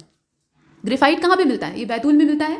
और अगर देखा जाए सीसा यानी लेड के बारे में तो ये होशंगाबाद, दतिया, शिवपुरी, झाबुआ और जबलपुर ये जो डिस्ट्रिक्ट है यहाँ पर पाया जाता है। बाकी जितने आप देख रहे हैं वो सही है, छतरपुर से बिलोंग करते हैं। तो इसका जो सी वाला ऑप्शन है वो सही हो जाएगा। प्रश्न संख्या अगले को यानी 36 को देखते हैं। तो यहाँ पर भारत की जो वन स्थिति रिपोर्ट है 2019 वाली, ये आप देख रहे हैं, उसके अनुसार भारत में वन क्षेत्रफल में मध्य प्रदेश का वृक्ष प्लस वन यानी जो वृक्ष हैं और टोटल वन है उनका प्रतिशत कितना है। यहाँ प्रतिशत के हिसाब से देख लीजिए कि कितने प्रतिशत ये बैठता है। 9.25 होता है, 10.01 होता है, 10.55 होता है या 10.66 होता है। तो इसका जो करेक्ट आंसर है वो लास्ट वाला होगा, डी वाला। ये 10.66 है परसेंट के हिसाब से। और वन क्षेत्र की अगर बात की जाए तो इसमें बढ़ोतरी कितनी हुई है, तो बढ़ोतरी बहुत नाम मात्र की हुई है, लेकिन कुछ बढ़ा तो है एटलीस्ट। तो ये 68.49 स्क्वायर किलोमीटर है, इतना ही बढ़ा है। और अगर क्षेत्रफल के हिसाब से देखा जाए तो भारत में मध्य प्रदेश का पहला स्थान है और अरुणाचल जो है वो दूसरी पोजीशन पे है और छत्तीसगढ़ तीसरे स्थान पे है। आगे बढ़ते हैं, अगले प्रश्न को देखते हैं। प्रश्न संख्या 37। यहाँ आप देख रहे हैं कि कुछ 3 स्टेटमेंट दिए हैं, उसमें से जो कथन दिए हैं उसमें से सही कौन सा है ये आपको देखना है। पहले वाले में कहा गया कि tungsten is a rigid and heavy mineral with a high melting point. मतलब टंगस्टन जो है ये दृढ़ पिंड की तरह से होता है और काफी भारी भरकम होता है। इसका मेल्टिंग पॉइंट यानी जो गलनांक होता है वो काफी ऊंचा होता है, अर्थात इसको पिघलाना बहुत टेढ़ा काम होता है। और 75% of tungsten production is used in making iron metal. मतलब आयरन मेटल को बनाने में जो 75% टंगस्टन है उसका प्रोडक्शन किया जाता है या वो यूज होता है। इसके बाद ये कहा गया कि ये मुख्य रूप से मतलब इसकी जो मेजॉरिटी है वो औरंगाबाद, यहाँ आप देख रहे हैं माफ कीजिएगा, आगर गांव होशंगाबाद में पाया जाता है। कहने का मतलब ये है कि टंगस्टन जो है इसका गलनांक काफी ऊंचा होता है, ये बड़ा ही कठोर और भारी खनिज होता है। 75% इसका जो पूरा प्रोडक्शन है वो सिर्फ लौह धातु को बनाने में खर्च हो जाता है। और इसका जो लोकेशन है मतलब प्राप्ति का स्थल है मध्य प्रदेश में वो आगर गांव होशंगाबाद है। आपको इसमें से करेक्ट चूज करना है। तो इसमें जैसा कि आप देख रहे हैं इसका डी वाला हो जाएगा। टंगस्टन को वाल्फ्राम कहा जाता है और इसका जो सिंबल होता है वो डब्ल्यू होता है।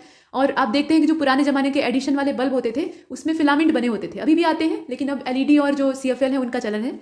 तो उस बल्ब में जो फिलामेंट होता था वो टंगस्टन का ही होता था क्योंकि वो बहुत ज्यादा टेम्परेचर को झेल सकता है। इसके बाद आगे बढ़ते हैं, अगले प्रश्न को देखते हैं। इसका डी वाला सही है। प्रश्न संख्या 38। अब यहाँ पे फिर से जो भारत वन रिपोर्ट है, वन स्थिति रिपोर्ट है 2019 की, उसके आंकड़े आ गए हैं। तो उम्मीद है कि जब तक आप परीक्षा दे रहे होंगे यानी प्रीलिम्स दे रहे होंगे तब तक यही वाली रिपोर्ट काम करेगी, अदरवाइज आपको डाटा चेंज करना पड़ेगा। ठीक है, 2 साल के अंतराल पे ये प्रकाशित होती है। तो 2019 के बाद 2021 का नंबर है, फिलहाल देखते हैं। तो मध्य प्रदेश में जो रिकॉर्डेड वन एरिया है यानी फॉरेस्ट एरिया है वो कितना है? 94,679 माफ कीजिएगा 89 वर्ग किलोमीटर यानी 94,689 स्क्वायर किलोमीटर। और राज्य के क्षेत्र का ये 30.72% यानी 30.72% है। मध्य प्रदेश में कुल वृक्षों का आच्छादन 8,339 स्क्वायर किलोमीटर है जो कि राज्य के क्षेत्र का 2.6% होता है। आपको ये बताना है कि इसमें से सही कौन सा है। पूरा प्रश्न आप देख रहे हैं, रिकॉर्डेड फॉरेस्ट एरिया और टोटल जो ट्री कवर है उसके बारे में कहा जा रहा है। और इसे आपने देखा, इसका सी वाला हो जाएगा। दोनों सही है, इसमें कुछ गड़बड़ नहीं है, दोनों एकदम परफेक्ट है। अगले प्रश्न को देखते हैं, इसमें डाटा दिया हुआ है, इसे देख लीजिएगा। 39 मध्य प्रदेश का निर्वाचित किन्नर यानी ट्रांसजेंडर नेता कौन सा नहीं है? किन्नरों को तीसरे लिंग के रूप में मान्यता मिली, ट्रांसजेंडर इन्हें कहा जाता है।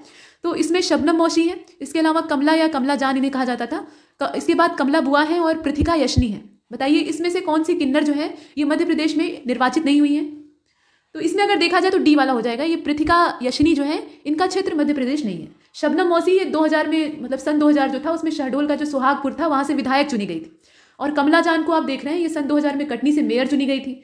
कमला बुआ को अगर देखा जाए तो इन्हें मेयर चुना गया था लेकिन बाद में सागर क्षेत्र से, लेकिन 2011 में ये पद से हटा दी जाती है। पृथिका यशनी की अगर बात की जाए तो ये भारत में पुलिस अधिकारी बनने वाली पहली महिला ट्रांसजेंडर। इनके बारे में अगर आप देखिए तो ये नेता होता नहीं है, ये पुलिस अधिकारी हैं। और इस प्रकार से किसी ट्रांसजेंडर का पुलिस के रूप में स्थापित होना बहुत अच्छी बात होती है। मतलब ये एक अलग थलग तबके के तौर पे देखे जाते हैं तो इन्हें सम्मान प्राप्त होता है। और भारत में तमिलनाडु की ये पहली महिला ट्रांस सब इंस्पेक्टर बनी। इसके बाद अगले प्रश्न को देखते हैं। प्रश्न संख्या 40, माँ तुझे प्रणाम, ये जो कार्यक्रम है ये मध्य प्रदेश में किस उद्देश्य के साथ शुरू किया गया है, इसका पर्पस क्या है? तो यहाँ पर कुछ पर्पस दिए हुए हैं। पहले वाले में कहा गया कि बड़ों के लिए स्कूली बच्चों में जागरूकता फैलाना, मतलब to spread awareness among the school children for elders. उसके बाद माता पिता का सम्मान करना, टू रिस्पेक्ट पेरेंट्स। राज्य में खेल गतिविधियों को बढ़ावा देना, यानी to promote sport activities in state, या नॉन ऑफ द एबव, यानी इसमें से कोई नहीं। बताइए, माँ तुझे प्रणाम जो प्रोग्राम है इसको लॉन्च किया गया है मध्य प्रदेश में और इसका ऑब्जेक्टिव आपको तलाशना है। इसका जो करेक्ट आंसर है वो सी वाला हो जाएगा, मतलब राज्य में खेल गतिविधियों को बढ़ावा देना। इसके उद्देश्य से माँ तुझे प्रणाम नाम का जो कार्यक्रम है वो शुरू किया गया है। इसमें देखकर ऐसा लगता है कि फैमिली या माँ से जुड़ा हुआ कोई शब्द होगा, लेकिन ऐसा नहीं। ये खेल की जो गतिविधियां होती हैं उनको लॉन्च करने के लिए या उत्साहित करने के लिए किया गया है। इसके बाद 41 को देखेगा, यहाँ पर कहा गया कि कॉन्सिडर द फॉलोइंग स्टेटमेंट, और उसमें से जो करेक्ट है उसको चूज करिए। तो स्टेटमेंट जो फर्स्ट है वो ये कहता है कि the first women policy of Madhya Pradesh state is announce on 19 मार्च, मतलब जो पहली महिला नीति है या वुमेन पॉलिसी है उसको अनाउंस किया गया था 19 मार्च सन 2015 को। उसके बाद जो सेकंड स्टेटमेंट है उसमें कहा गया है कि its objective to change the attitude of society towards women positively, मतलब समाज का जो दृष्टिकोण है महिलाओं के प्रति उसमें सकारात्मक बदलाव लाना, ये इसका उद्देश्य है। तो आप बताइए कि इसमें से कौन कौन सा सही है। यहाँ पर महिला नीति की बात हो रही है और इसका सी सही है, दोनों इसमें परफेक्ट है। पहली जो राज्य की महिला नीति है वो 19 मार्च सन 2015 को आई थी। और ये भी ध्यान देने योग्य बात है कि मध्य प्रदेश सरकार ने जो 2007-8 का पहला बजट था, मतलब उसमें जेंडर आधारित बजट को पास किया था। ये एक बड़ी चीज़ है। इसके बाद आगे बढ़ते हैं, अगले प्रश्न को देखते हैं। प्रश्न संख्या 42, यहाँ पर कहा गया कि मध्य प्रदेश के महाधिवक्ता का कार्यालय ये किस स्थान पर स्थित है? इंदौर में है, जबलपुर में है, ग्वालियर में है या भोपाल में? बताइए। तो इसका जो करेक्ट आंसर है वो बी वाला हो जाएगा। ये जबलपुर में है, इसकी लोकेशन है। और पुष्पेंद्र कौरव ये वर्तमान में मध्य प्रदेश के महाधिवक्ता हैं, तो ये पद भी जान लीजिएगा, जबलपुर इसकी लोकेशन होगी। अगले प्रश्न को देखिए, 43, the happiness ministry of Madhya Pradesh was merge into, मतलब मध्य प्रदेश का जो खुशहाली मंत्रालय था वो किस चीज में विलय कर लिया गया है? ये अच्छा मंत्रालय है, तो इसका विलय कहाँ किया गया? मिनिस्ट्री ऑफ एजुकेशन में किया गया, मिनिस्ट्री ऑफ होम अफेयर्स में किया गया, या मिनिस्ट्री ऑफ अध्यात्म में किया गया? अध्यात्म मंत्रालय भी है मध्य प्रदेश सरकार का, तो इसमें किसमें इसका विलय किया गया? और आप जानते हैं कि इसका करेक्ट आंसर क्या होना चाहिए। अध्यात्म में खुशी जुड़ी हुई है, ऐसा हमारे वैदिक दर्शन का मानना है, तो इसीलिए अध्यात्म मंत्रालय में ही जाकर हैप्पीनेस मंत्रालय को मर्ज कर दिया गया। इसके बाद अगले प्रश्न को देखते हैं। और ये मर्ज करने के बाद अभी अगर वर्तमान में देखा जाए तो उषा ठाकुर जो है ये अध्यात्म मंत्रालय की वर्तमान मंत्री। प्रश्न संख्या 44, निम्नलिखित में से कौन सी एक लोकसभा के चुनाव के लिए एससी श्रेणी के तहत, यानी जो शेड्यूल कास्ट होती है उसके तहत मध्य प्रदेश राज्य की आरक्षित सीट नहीं है?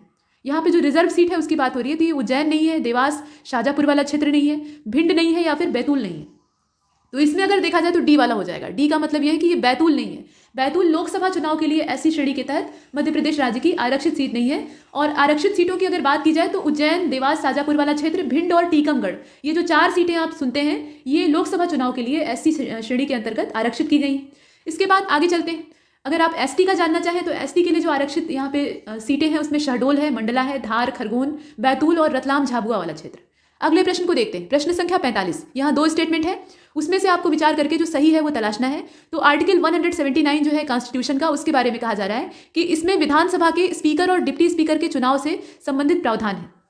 उसके बाद जो आर्टिकल 178 है यानी अनुच्छेद 178 है, उसमें विधानसभा के स्पीकर और डिप्टी स्पीकर के इस्तीफे से संबंधित प्रावधान है। मतलब एक में उनके चुनाव से जुड़ा हुआ है, दूसरे में इस्तीफे से जुड़ा हुआ है। तो आप बताइए इसमें से सही कौन सा है? प्रश्न आपने देखा, और इसका डी हो जाएगा। इसमें से कुछ भी सही नहीं है। यहाँ पर हमें सही की तलाश करनी थी, तो कुछ भी सही नहीं है। संविधान का अनुच्छेद 178 ये कहता है कि विधानसभा के स्पीकर और डिप्टी स्पीकर विधानसभा में बहुमत से चुने जाते हैं। तो ये वाला प्रावधान किसमें है? ये 178 में है, या उल्टा दे दिया है। और 179 जो है 179, उसमें ये कहा गया है कि स्पीकर को संबोधित करके डिप्टी स्पीकर और जो मतलब यहाँ पे डिप्टी स्पीकर है वो यहाँ इस्तीफा दे देते हैं। जैसे कि मान लीजिए डिप्टी स्पीकर को रिजाइन करना है, इस्तीफा देना है, तो वो स्पीकर को संबोधित करेगा, और स्पीकर को रिजाइन करना है तो डिप्टी स्पीकर को संबोधित करेगा। तो ये वाला जो प्रावधान है ये किसमें है? ये 179 में है, तो यहाँ उल्टा दे दिया है। ये यहाँ पर होगा, ये यहाँ पर होगा। आगे बढ़ते हैं, इसका कुछ भी सही नहीं था। प्रश्न संख्या 46, which of the following is are folk dance of Baiga tribe? Baiga tribe का इसमें से कौन सा फोक डांस है वो आपको देखना है। तो ये बकमा है, पारधोनी है और कर्मा है। बताइए बैगा जनजाति से जुड़ा हुआ इसमें से कौन सा है? तो इसका जो करेक्ट आंसर है वो डी हो जाएगा। ये सभी कुछ जो है ये बैगा से जुड़े हुए हैं, तो इसका जो राइट आंसर है वो डी होगा। बकमा, पारधोनी, कर्मा ये मध्य प्रदेश की जो बैगा जनजाति है उसके द्वारा किया जाता है। इसके बाद 47 को देखिए, हेल्पलाइन नंबर 181 ये लॉन्च किया गया है किस उद्देश्य से? सुशासन के उद्देश्य से, या पुलिस हेल्प के पर्पज से, या स्पीडी ट्रायल जो होता है कोर्ट का उसके उद्देश्य से लॉन्च किया गया है, मतलब शीघ्र सुनवाई की जा सके, या इसमें से कोई नहीं? तो इसका जो करेक्ट आंसर है वो ए हो जाएगा। मतलब इसकी लॉन्चिंग किस लिए हुई है? For the purpose of good governance, सुशासन को चलाने के उद्देश्य से। आगे बढ़ते हैं, अगले प्रश्न को देखते हैं। प्रश्न संख्या 48, मध्य प्रदेश में सीमा साझा करने वाले जो राज्य हैं उनका अवरोही क्रम क्या है, मतलब किससे ज्यादा बाउंड्री शेयर करता है और किससे कम शेयर करता है, ये आपको देखना है। राज्य जो है वो भू आवेष्टित है, आप जानते ही हैं, चारों तरफ से अन्य राज्यों की सीमाएं इसको घेरे हुए हैं। तो किस राज्य के साथ ज्यादा सीमा लगी है, किसके साथ कम लगी है, उसी के आधार पर आपको अरेंज करना है। तो जिसके साथ ज्यादा बाउंड्री शेयर करता है, मतलब मैक्सिमम बाउंड्री शेयर करता है, वो पहले रहेगा, और जिसके साथ सबसे कम शेयर करता है वो सबसे बाद में रहेगा। तो देख लीजिए, यहाँ राजस्थान, छत्तीसगढ़, महाराष्ट्र और गुजरात दिए हैं, उन्हीं का क्रम अरेंज किया गया है। देखिए, इसमें डिसेंडिंग ऑर्डर में अगर देखा जाए, मतलब यहाँ पे ऑर्डर कौन सा होना चाहिए, डिसेंडिंग होना चाहिए, तो उसमें जो सही क्रम है वो डी वाला है। राजस्थान, महाराष्ट्र, छत्तीसगढ़ और गुजरात, इस क्रम में इसको अरेंज किया जाएगा। और वैसे अगर देखा जाए तो मध्य प्रदेश राज्य जो है वो सर्वाधिक अपनी सीमा उत्तर प्रदेश के साथ साझा करता है, लेकिन यहाँ पर यूपी का विकल्प नहीं था, इसीलिए हम राजस्थान को लगाते हैं। इसके बाद आगे चलते हैं, अगले प्रश्न को देखते हैं। और झाबुआ और अलीराजपुर जो मध्य प्रदेश के जिले हैं वो गुजरात राज्य के साथ अपनी बाउंड्री शेयर करते हैं। तो जिलावार यहाँ पूछा नहीं है, इसका जो करेक्ट आंसर है वो इसमें से कौन सा होगा, जो डी वाला है वो हो जाएगा। प्रश्न संख्या 49, आम्र की जो नस्ल है या आम की जो नस्ल है, तो ये आम्रपाली है, और ये किस चीज़ का क्रॉस होती है, मतलब आम्रपाली एक बौनी प्रजाति की आम की नस्ल है। मतलब इसमें आप पेड़ लगाएंगे तो 2 वर्ष में ही टिकोरे निकलने शुरू हो जाएंगे, मतलब वो बौर लग जाएगा उसमें। वैसे जो आम का सीजन होता है वो 5 साल में, मतलब पेड़ जो पूरा आम का होता है उसको तैयार होने में 5 साल लगता है, तब जाकर वो फलता है, लेकिन यहाँ ये 2 ही साल में तैयार हो जाता है, और ये क्रॉस ब्रीड होती है। तो इसमें से किसकी है, नीलम की और रुमानी की है, नीलम और सिंदूरी की है, दशहरी और नीलम की है, या दशहरी और रुमानी की है, बताइए। तो इसका जो करेक्ट आंसर है ये दशहरी और नीलम का मिक्स है, मतलब आम्रपाली जो प्रजाति है वो दशहरी और नीलम को क्रॉस करके बनाई गई, और इसका विकास जो पूसा है यानी भारतीय कृषि अनुसंधान संस्थान उसके द्वारा किया गया है। ये जो आम होते हैं इनमें शुगर की मात्रा कम होती है, लेकिन विटामिन जो है वो अन्य आमों की तुलना में काफ़ी ज़्यादा यहाँ पे रिच अमाउंट में पाया जाता है। इसे आपने देखा, तो इसका सी वाला हो जाएगा। आगे चलते हैं। इसके बाद देखिए 50, यहाँ पर कहा गया कि भारत में पीली क्रांति यानी जो येलो रिवॉल्यूशन है उसके जनक कौन है। ये अरुण कृष्णन है या निरपख तुतज है, अच्छा नाम है। उसके बाद सैम पित्रोदा का नाम आता है और दुर्गेश पटेल है। बताइए येलो रिवॉल्यूशन के फादर कौन है, और इसका जो करेक्ट आंसर है वो सी हो जाएगा, ये सैम पित्रोदा है। यहाँ अगर आप देखें तो इसका सी वाला ऑप्शन सही होगा। आत्मनिर्भरता प्राप्त करने के लिए जो खाद्य तेल होता है, विशेष रूप से सरसों यानी मस्टर्ड, और जो तिल होता है उसके उत्पादन को बढ़ाने के लिए इसे 1986-1987 वाला जो दौर था उस समय स्टार्ट किया जाता है, और सैम पित्रोदा इसके जनक कहे जाते हैं। और इसमें 9 तिलहनों को लक्ष्य बनाया गया था। इसके टारगेट पे कौन से थे, जो 9 प्रकार के ऑयल सीड्स थे उनको आधार बनाया गया था। इसमें मूंगफली का नाम आप ले सकते हैं, मूंगफली, सरसों, सोयाबीन, कुसुम, तिल, इसके अलावा सूरजमुखी, राम तिल, अलसी और अरंडी यानी ऋण का तेल, इन सबको इसमें बेस बनाया गया था। आगे चलते हैं, अगले प्रश्न को देखते हैं। प्रश्न संख्या 51, अटल टनल जो है इसके बारे में इसमें से कौन सा कथन गलत है, ये आपको चूज करना है। तो पहले वाले में कहा जा रहा है कि अटल सुरंग हिमाचल प्रदेश के रोहतांग में स्थित है, जो कि मनाली के पास सोलंग घाटी को लाहौल और स्पीति जिले में सिसु से जोड़ती है। इसकी लोकेशन देख लीजिएगा। और 9.02 किलोमीटर लंबी यह जो सुरंग है ये 3000 मीटर की ऊंचाई के ऊपर दुनिया की सबसे लंबी राजमार्ग वाली सुरंग के तौर पे देखी जा रही है। अटल सुरंग रोहतांग दर्रे के पश्चिम में एक पहाड़ से होकर गुजरती है और सोलंग घाटी और सिसु के बीच की दूरी को ये 46 किलोमीटर तक कम कर देती है, घटाने का काम करती है। और रोहतांग दर्रा जिसकी की ऊंचाई 3978 मीटर है, ये हिमाचल प्रदेश राज्य में स्थित है और हिमालय की जो जास्कर श्रेणियां हैं, हिमालय पर्वतमाला की जो जास्कर रेंज है उसमें ये पाया जाता है। तो आप बताइए कि ये अटल टनल के बारे में कहे गए जो स्टेटमेंट है इसमें से गलत कौन सा है। और इसका डी वाला गलत हो जाएगा। जैसा कि आप देख रहे हैं रोहतांग पास की जो एलिवेशन दी है वो है 3978 मीटर और इसकी लोकेशन दी हुई है हिमाचल प्रदेश राज्य में जास्कर रेंज जो हिमालय की है उसमें। ये वाला गलत है। सही बात क्या है, ये पीर पंजाल रेंज में स्थित है। इसकी जो अवस्थिति है वो पीर पंजाल में है, न कि जास्कर में। इसे आपने देखा। इसके बाद आगे चलते हैं। इसका डी वाला गलत था, बाकी सब सही है। इसे आप देख सकते हैं। 52 सांभर सिरोही रेंज ये जो है और सांभर खेतड़ी रेंज, दो रेंजों के नाम आप देख रहे हैं। ये किसकी पर्वत श्रृंखला के अंतर्गत आती है, यहाँ आप देख लीजिए। ये नीलगिरी में आती है, अनाईमुडी में आती है, अरावली में आती है या मुखूर्ती में आती है। तो इसका जो करेक्ट आंसर है वो सी हो जाएगा। मतलब ये अरावली के अंतर्गत आती है। उत्तर पश्चिमी भारत का जो अरावली है ये दुनिया का जो सबसे पुराना फोल्डेड माउंटेन यानी वलित पर्वत है उसके तौर पे देखा जाता है। और अब 3000 मीटर से 9000 मीटर की ऊंचाई के साथ ये अवशिष्ट पर्वत के रूप में अवस्थित है। मतलब किसी जमाने में ये फोल्डेड माउंटेन था, लेकिन अभी घिसते घिसते इतना पुराना है कि बहुत ज़्यादा घिस चुका है। तो वर्तमान में ये अवशिष्ट के रूप में बचा हुआ है। और इसका पूरा विस्तार अगर देखा जाए तो गुजरात में जो हिम्मतनगर है वहां से लेकर ये हरियाणा, राजस्थान, गुजरात और दिल्ली सबको कवर करता है। ये आप देख रहे हैं। फिलहाल इसका जो करेक्ट आंसर है वो कौन सा होगा, सी वाला हो जाएगा। आगे चलते हैं, अगले प्रश्न को देखते हैं। इसका सी सही है, अरावली। प्रश्न संख्या 53 को देखिए। अर्थ समिट 1992 ब्रूनलैंड यहाँ आप देख रहे हैं ब्रुनलैंड कमीशन की रिपोर्ट का प्रत्यक्ष परिणाम था। मतलब जो अर्थ समिट थी 1992 वाली, वो डायरेक्ट कॉन्सिक्वेंस था किसका? ब्रुनलैंड कमीशन की रिपोर्ट का। और it was held in Rio de Janeiro. इसका आयोजन कहाँ पे किया जाता है? रियो डी जेनेरियो में किया जाता है। द रिजल्ट ऑफ कॉन्फ्रेंस पर विच ऑफ द फॉलोइंग डॉक्यूमेंट, मतलब यहाँ पे जो सम्मेलन हुआ था उसका नतीजा किस दस्तावेज के रूप में सामने आता है? तो पहले कहा गया है the framework convention on climate change यानी UNFCCC। उसके बाद जो इसमें सेकंड वाला आप देख रहे हैं उसमें कहा गया कि the convention on biological diversity, the statement on forest principles, Rio declaration या एजेंडा 21। इसमें से कौन कौन सी चीजें निकल कर आती हैं बताइए? जैव विविधता पर कन्वेंशन है, जलवायु परिवर्तन पर फ्रेमवर्क कन्वेंशन है, वन सिद्धांतों का वक्तव्य है, रियो घोषणा है और एजेंडा 21 है। इसमें से कौन कौन सा होगा? यहाँ बात हो रही है अर्थ समिट 1992 का, जो ब्रुनलैंड कमीशन का पूरा यहाँ आयोजन था। और इसका जो करेक्ट आंसर है वो डी हो जाएगा। इसमें सभी कुछ तो हैं, जितने हैं वो सब इसके अंतर्गत आते हैं। सतत विकास के सबसे व्यापक रूप से जो स्वीकृति की परिभाषा है वो ब्रुनलैंड कमीशन ने अपनी रिपोर्ट में दी थी, और रिपोर्ट का नाम था आवर कॉमन फ्यूचर और डेट थी उसकी 1987। अब अर्थ जो समिट होती है 1992 वाली, उसको रियो डी जेनेरियो में आयोजित किया जाता है और वहाँ बहुत सारे दस्तावेज तैयार होते हैं जिन्हें कि आपने देखा। इसके बाद आगे बढ़ते हैं, इसका डी वाला सही था। प्रश्न संख्या 54 को देखिएगा। यहाँ लिस्ट 1 और लिस्ट 2 है, आपको मिलान करना है। तो एक तरफ माउंटेन पीक्स के नाम दिए हैं और उनकी लोकेशन जो है वो लिस्ट 2 में दे रखी है। मिलान करके देखिए, कोगुर ताग है, उसके बाद तिरीच मीर है, जेंगशिंग चोक्सू है और देनाली है। यहाँ पे उत्तर अमेरिका है, पाकिस्तान, किर्गिजिस्तान और चीन। कौन सा किससे मैच करेगा? तो आप जानते हैं कि इसका सी वाला हो जाएगा, चौथा, दूसरा, तीसरा, पहला। मतलब जो कोगुर तारा है ये करीब 7649 मीटर पर है और ये चीन के भीतर है, सबसे ऊंचे पर्वत के तौर पे। उसके बाद तिरीच मीर को आप देखें तो ये हिंदू कुश श्रेणी का सबसे ऊंचा पर्वत है और ये पाकिस्तान का जो खैर पख्तूनवा है उसके त्रिशाल जिले में पड़ता है। उसके बाद अगर देखा जाए इसमें जो जेंगशिंग चोक्सू आप देख रहे हैं तो ये किर्गिजिस्तान और चीन की बॉर्डर पे, इस हिसाब से इसे मैच कराएंगे। और देनाली को आप देखें तो माउंट मैकिन्ले के नाम से भी इसको जाना जाता है। ये जो देनाली आप देख रहे हैं इसको माउंट मैकिन्ले भी कहा जाता है। तो इसकी लोकेशन कहाँ पे हो जाएगी? ये नॉर्थ अमेरिका का है। नॉर्थ अमेरिका की ये सबसे ऊंची चोटी है और इसमें जो शिखर है उसकी ऊंचाई करीब 6190 मीटर है। हिमालय के आगे सब बच्चे हैं। इसके बाद अगले प्रश्न को देखते हैं, इसका सी वाला सही है। प्रश्न संख्या 55 को देखिए। इसमें कहा गया कि निम्नलिखित में से कौन सा शहर जो है वो 82 डिग्री जो ईस्ट देशांतर है यानी पूर्वी देशांतर है उसके सबसे पास में है? श्रावस्ती उत्तर प्रदेश का, सुल्तानपुर उत्तर प्रदेश का, सीधी मध्य प्रदेश का, जगदलपुर छत्तीसगढ़ का, महासमुंद छत्तीसगढ़ का और मलकानगिरी उड़ीसा का। बताइए इसमें से नजदीक कौन है? निकटतम की बात हो रही है और इसका जो करेक्ट आंसर है वो डी हो जाएगा। ये सभी निकटतम है। इसमें अगर देखा जाए तो इन सभी की लोकेशन पास में है। इसके बाद आगे बढ़ते हैं। इनका जो निर्देशांक है वो आपको याद रखने की आवश्यकता नहीं है, बस इनका नजदीक और दूर वाला याद रखिएगा। इसके बाद अगले प्रश्न में देखिए 56। यहाँ पर कहा गया कि कौन सी महानदी की सहयोगी नहीं है? तो शिवनाथ है, ओंग, भीमा, तेल। बताइए महानदी को सपोर्ट करने वाली नदी कौन सी नहीं है? तो आप देख लीजिए, इसमें भीमा नदी जो है वो कृष्णा को सपोर्ट करती है, न कि महानदी को। बाकी जितनी है वो महानदी की सपोर्टर है। और महानदी छत्तीसगढ़ का जो रायपुर जिला है वहां से निकलती है। अब समझ में आया ये प्रश्न क्यों आया है? क्योंकि छत्तीसगढ़ पहले मध्य प्रदेश का हिस्सा था, तो ये मध्य प्रदेश से ही जुड़ा, यहाँ पे जोड़ कर देखेंगे। क्योंकि जब भौगोलिक संरचना बन रही थी उस समय राज्यों का विभाजन हुआ ही नहीं था, ठीक है। और बंगाल की खाड़ी में ये जाकर गिर जाती है। करीब 851 किलोमीटर ये सफर तय करती है।